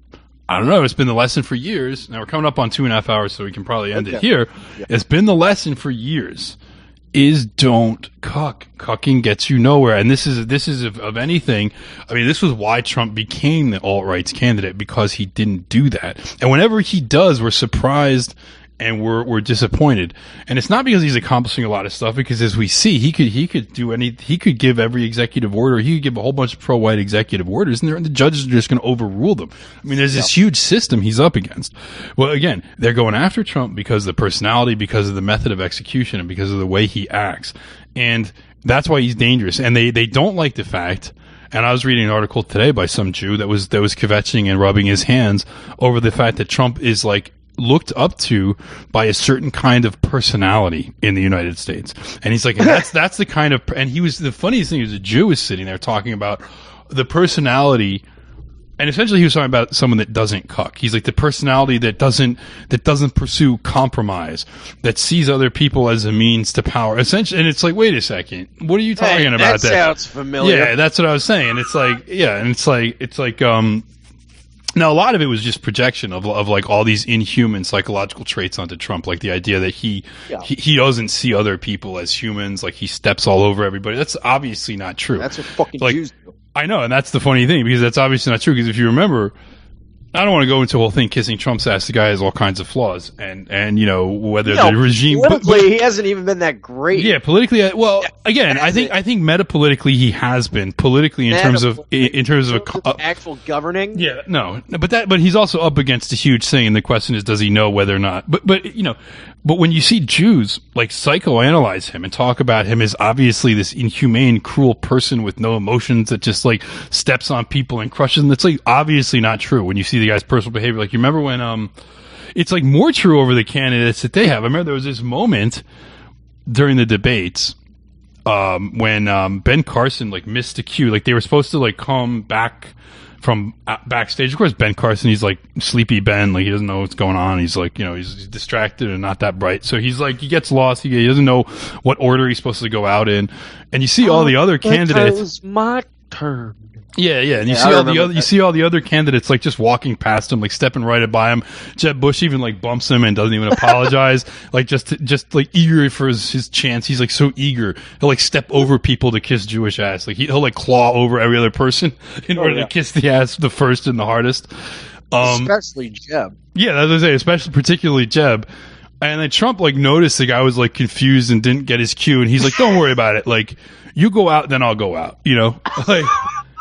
And no, it was this thing. So if you think the guy's this inhuman monster, it's just that's just Jewish projection of their traits onto him, their worst traits onto him, because they see him as a competitor. But yeah, to see guys like Trump anymore, because you see, this is another thing too, is that a lot of white men have been domesticated. Yeah. Because some of the stuff like suburbanization, stuff like that, it kind of puts your survival instincts to sleep. Trump has never really fallen for that. He's lived in the fucking heart of New York, surrounded by piranhas, by kite piranhas his whole life. So his instincts are very sharp, and he can actually anticipate Jews. In fact, some of this stuff, obviously, whenever he does these moves, the Jerusalem thing, or he talks bullshit about Iran and stuff, that stuff is all calculated to blunt the Jewish blow on his presidency, to try and slow it down, at least temporarily, give himself a little bit of a lull in the hurricane. That's my theory, but personally speaking, you're right. Trump as a president is not really what Jews fear. It's Trump the man, the figure, the personality type, the fact that he can't be cowed. Yeah. This is what makes Jews so strong. And so they're afraid that something like that as president, as archetype, national avatar of white people, could be contagious. Yeah. Once enough people see that, and there's already evidence playing out that people are getting sort of contaminated, quote unquote, by this type of personality, where people are more and more saying, "Hey, fuck you, kike," Yeah. Shut your fucking mouth. I keep hearing shit from you about me. Well, I'm Paul Nealon, and I think you should go suck my fucking dick, you filthy kike. Yeah. And I'm Paul Nealon. I endorse this message, you motherfucker. Yeah. I'm reading the Culture Critique, you motherfucker. What are you gonna do about it? It's a book. Yeah. It's a book. What are you saying? I can't read books? What are you saying? I can't fucking read a book? It's that Jesus-shaped hole in your heart. That was pretty funny. But yeah, no, I mean, I think that's I guess maybe where we can leave it is that the personality type, and in a way, like, people thought that was Bannon. People thought Bannon was this scrappy fighter, but Bannon's a cuck, dude. Bannon is Bannon has shown that he talks about the globalists, but he won't name them. Who are the globalists? Yeah, and he won't. And even if he doesn't name them, he won't. As soon as they make demands on him to rein somebody in, he'll do it or he'll disavow or whatever. Yeah, and like, look, a guy that tied his success to Roy Moore. I mean, where's this supposed, like, masterful metapolitical judgment that this guy has? So like, I think we gotta, the personality. It's the personality of the person that will go at it, and not we need more people. And we need more guys like that. Who we have to appeal to. Fuck the normies, fuck the reactionaries. What you call a normie. We need more people like Trump. Yeah. People with that kind of disposition, not people with a loser disposition that they fucking run away as soon as shit gets hot. This is what happened after Charlottesville. The reason, and yes, we are weaker now than we were last year. You know why we're weaker? Is because so many conservative and reactionary types showed their real self. They ran away after Charlottesville when, in fact, by every metric, Charlottesville was a massive victory in terms of the physical metric, which is we beat them by physical force. They started the fight, and we defended our rally successfully until the police got involved. It was a success in terms of numbers. We had 1,500 people, close to 2,000 maybe. This was a success on so many levels. We controlled the street, smashed the Antifa, held the pigs off. This is what real men respect. This is what makes real men try and sacrifice everything to join our cause. And if it doesn't appeal to George Will types, right? Who fucking cares about that guy? My question is that it's sort of like, imagine if Trump was like that, he would have lost. If you think that winning in this fight that we're in, this metapolitical fight that we're in, if you think that winning can be done by, back means of, like, tricking people or like not telling them what we're about, or like sneaking it around the back way and slowly appealing, like, there's guys that think that. I mean, I hear, frankly, neo-reactionaries, I hear them talk like this, and they're in these little channel chats. It's in their name. And that, of course, is how they act, and they're like, hey, if we can do it behind the scenes, we can take money and we can influence people in power, we can convince the elite, we can do this. No, it's never going to work, dude.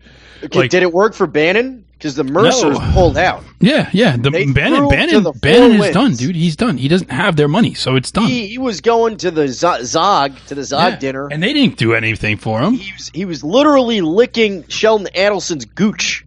Dude was licking this guy. Was filleting this billionaire kike, and guess what? Adelson went to the presses the next day and said, "I want nothing to do with Bannon. I gain nothing from supporting him. I support Ryan and McConnell." Yeah. He said it. Yeah. So, I mean, this guy is done. And if he's not going to join with the real radicals, he's going to cuck on this stuff. Then what reason is there? Because I think a lot of these guys, they underestimate how much of their support comes from people like us. Yeah. Or at least people that agree with us more than they agree. I mean, now Bannon doesn't even have us, because there was a while we were like low-key, like, all right, maybe Bannon's going to, maybe he's our guy in there maneuvering and trying to get things done for us. Yeah. And it turns out no.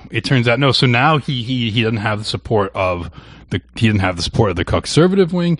He doesn't have the support of, I mean, he lost the support of the Mercers. Now he doesn't have us. He doesn't have anything. He doesn't have any Jews. Yeah, certainly he went and tried to get the Jewish Zionists. They didn't want anything to do with him. And we don't want anything to do with him now. So what does he have?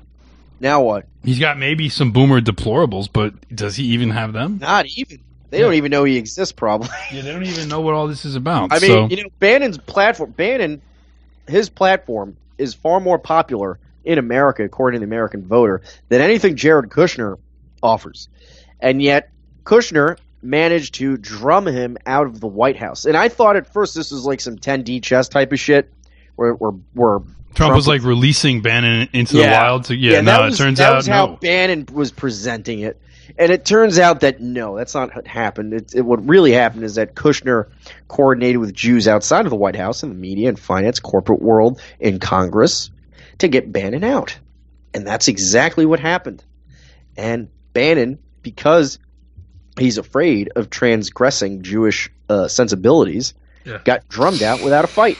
Because he should have gotten out of the White House and immediately started a campaign to get Kushner out and himself back in. But no. He didn't do that because he's so afraid of Jews and he thinks he can, like you said, sneak up on them, and that's fine. Yeah, Look how it's going for And I remember, it's funny because all the NRX people, I used to have fights with them. Not fights. We used to argue about this, and they would always say like, no, Bannon's the guy. Like, he trust him. He's the one doing the thing for us. He's in there. He's dealing and all this stuff. And it's like, yeah, well, the thing is, Bannon, in the eyes of the left, is just a white nationalist, right. And in the eyes of the right, the conservative right, he's like potentially, he's like a third rail because the left thinks he's a white nationalist. Yep. So it's like, in that point, who are you going to get? You're going to get white nationalists. That's who's going to be on your side. Like, come on, dude. Like, just like, this is the thing. It's like, I just don't see. Maybe I'm wrong. And maybe I'm wrong. Maybe they're too powerful, and in the end, guys like you and me, we're going to end up losing. But at least we'll have fucking put up the fight. Hey, I'm telling you right now that the chance that we're going to succeed, and this is something everyone needs to know right now, the chances of us succeeding are actually small. The window is small. We got very tight space to jump through. There's no room for mistakes, and there's no time to be deliberating. So if you're down with this, you got to get down with it now, and you got to start helping now. Because if you're one of these types that wants to play 10D chess and support Bannon over Nealon, and if you want to do that, well, frankly, you just don't have the fucking time. Yeah. There's no time to wait for these people because there is no time. Because once whites are a minority in this country, that's coming in the next 2 decades. Yeah. Maybe less, depending on how the immigration goes. 30 or 40 years ago, when it was still like 85% white in the country, you could be like, let's play some games and try to get the policies and shit like that. Yeah. Reagan ran on a platform of passively ending the sexual revolution, the excesses of the 60s and 70s, of the civil rights movement, stopping the queers. You could afford that back then because the demographics were different. Yeah. But you can't afford that now. I mean, the idea that, and also we got to understand, like the silent majority, which is what Nixon talked about and what actually elected Reagan, that silent majority is white. I mean, what they're talking about, that's a euphemism for whites. That's a euphemism for whites that want... They never go into why they're silent. Yeah. Why are they silent? Yeah. And now we're going to become... And then remember there was that book, like the dispossessed majority. Well, guess what? We're about to be completely dispossessed, where we are not the majority. We are not... And we're going to be the silent minority. And what is that going to get us? Yeah. So I just don't see the utility in. Now, I'm not saying go out and be like a complete fucking retard, but understand what the struggle is and be straightforward and forthright in what the struggle is and what the fight is. That's what I'm saying. Yeah, and I'm saying that my personal theory is that the only way out is through a national socialist blueprint. That's another debate. But I think ultimately what we're talking about is we're talking about an unapologetic nationalism, and that has to come through what is called palingenesis, a natural resurgence of national feeling. And now there's a lot of people that want to black pill on America and say America has no national feeling. America is a nation of nations. It's not real. It's made up of all these, but that's a Jewish narrative, frankly, the melting pot. The fact that we can't be cohesive because so many different people. And to some extent, I get what you're saying. There's a lot of different European ethnicities that came over here and mixed together. But frankly, I think it's bullshit because I know that I have a feeling of kinship and familiarity and almost like ethnic similarity to other Americans that are mixed Europeans, and sometimes they're not even the same mix. Like you and me are a different mix of European. Sure. We have more in common than we do with people from Europe, which is not to say I feel alienated from, not to say they're not still white, they're not still Aryan or whatever, and they're not still in a similar struggle to us. Well, I'm saying America is becoming its own white identity. We have our own idiosyncrasies. Yeah, I agree with you. And we're in the same boat. So if you're thinking of ways, that I would suggest though is that there is truth to the idea that there was no real, genuine ethnogenesis. Well, that's why there has to be a new genesis. We do it right. That's what we have to work on then. Right. We got to make it happen. And we have to find what it is that. Yeah, we had to create it, and it's the idea that we can't have an ethnogenesis or a national palingenesis. It's like, well, it's been done before. I mean, Germany on some level at some point was a bunch of different disparate things that were collected into a nation, and they became a nation. We can do it. And when we look at the landscape of America, and you find that, you have more in common, you have a lot in common with white people from a different region of America, more than you thought. That is true, because when I was residing in Europe, I actually there was a military base. I'm not going to say where I was, but you can probably catch the hint.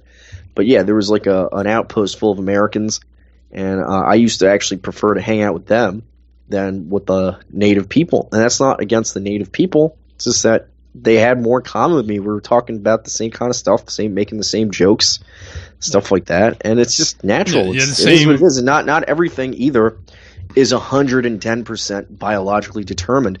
The biology is the canvas; it's the base. Yeah, and also when you're talking about aspects, experiences and socialization, even genetic memory, in certain terms. And when we're talking racially, I'm a believer in race realism and biological realism, etc. But whites in America are racially the same, right? We are mixtures of different European ethnicities, right. and European ethnicities have their tendencies. But when you get to a new country with new pressures and new selection processes, that's creating a different kind of a people, and that kind of person is American, and that's what we are.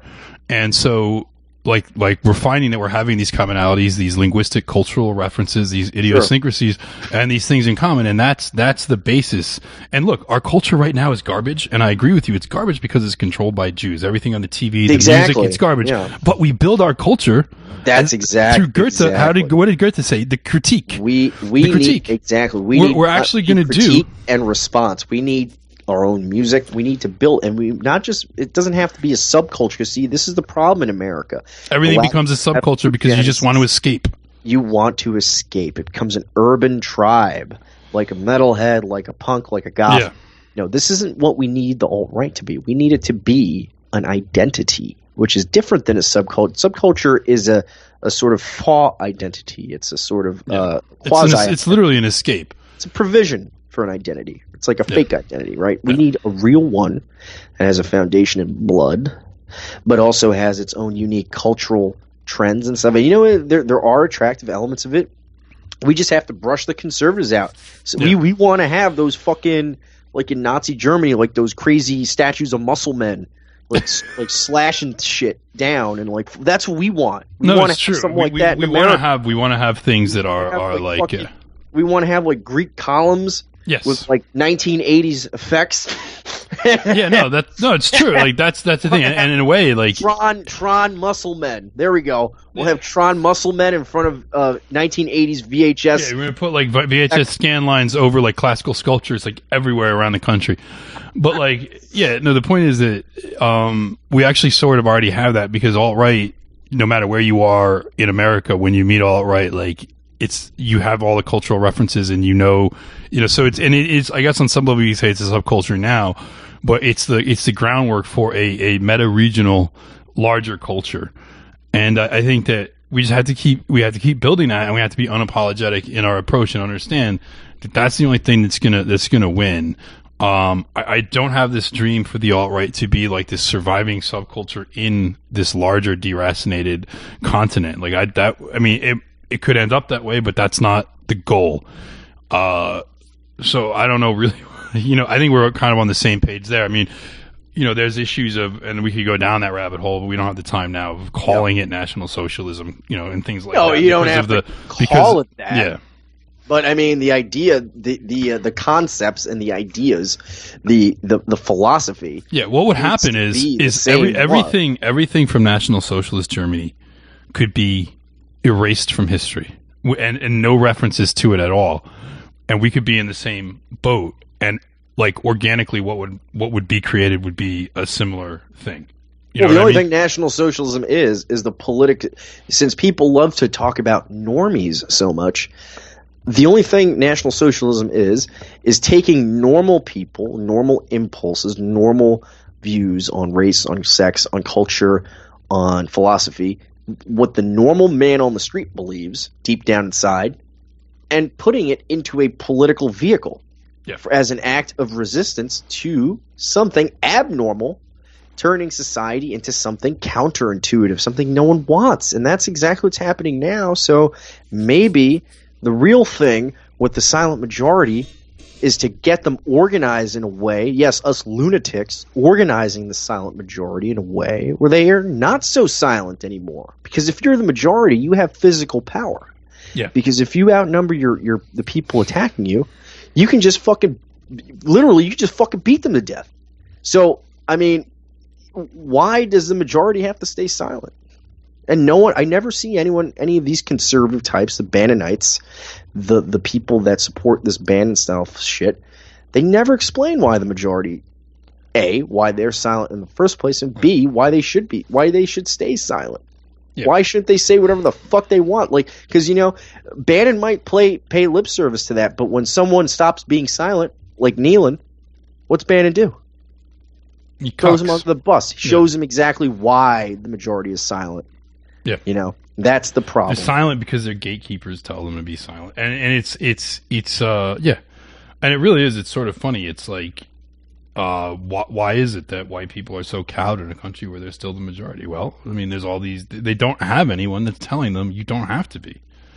Right. And that's what we're doing, and that's what they thought on some level. That's what they thought Trump was doing, and that's why they got so afraid of him. And they thought people would follow the example, like we were talking about, the example of the Trump personality, not necessarily the Trump politics. No, the Trump personality. The Trump fuck, is the more fuck you popular than his politics, bro. Yeah. Well, the other funny thing is, do you see that they started freaking out because there's this recent poll that came out. They're like, who's the most admired man in America? And he was like, he won by a plurality. Really? Yeah, because what it is that not certainly not a majority, not more than 50%, right? But like the most people said Trump, and they freaked out because it's like, okay, if we have like 40% of the people in this country saying their most admired man is Donald Trump, yeah, like and his presidency is really not that different from any other, if any other of the 16 would work. No, but the political, what's different is the polarization and the charged nature of the political atmosphere. I totally disagree with Spencer. Ben Shapiro wrote about Ben Shapiro in the National Review wrote a column praising Trump, which is always a bad sign, praising Trump, but at the same time saying that the only thing that's keeping him from getting on the Trump train is Trump's personality. This was in the National Review 2 days ago. It says he likes what some of the this is a conservative renaissance, according to Ben Shapiro. This is for all the guys that said that conservatism was dead. They said Trump is going to kill it, but Trump is actually saving conservatives. But his personality is the problem. Because the issue is the policies Ben Shapiro didn't have any problem with. Right. They don't like the personality. They don't like the projection of strength and power, the seeming refusal to compromise, the idea, like white people genuinely, there's a lot of white people that genuinely think Trump is going to save white people, understandably so. Unfortunately, what I don't want to see happen is for it not to happen, then they're all crestfallen and they become defeated and they don't want to engage in politics. So that's what we have to avoid.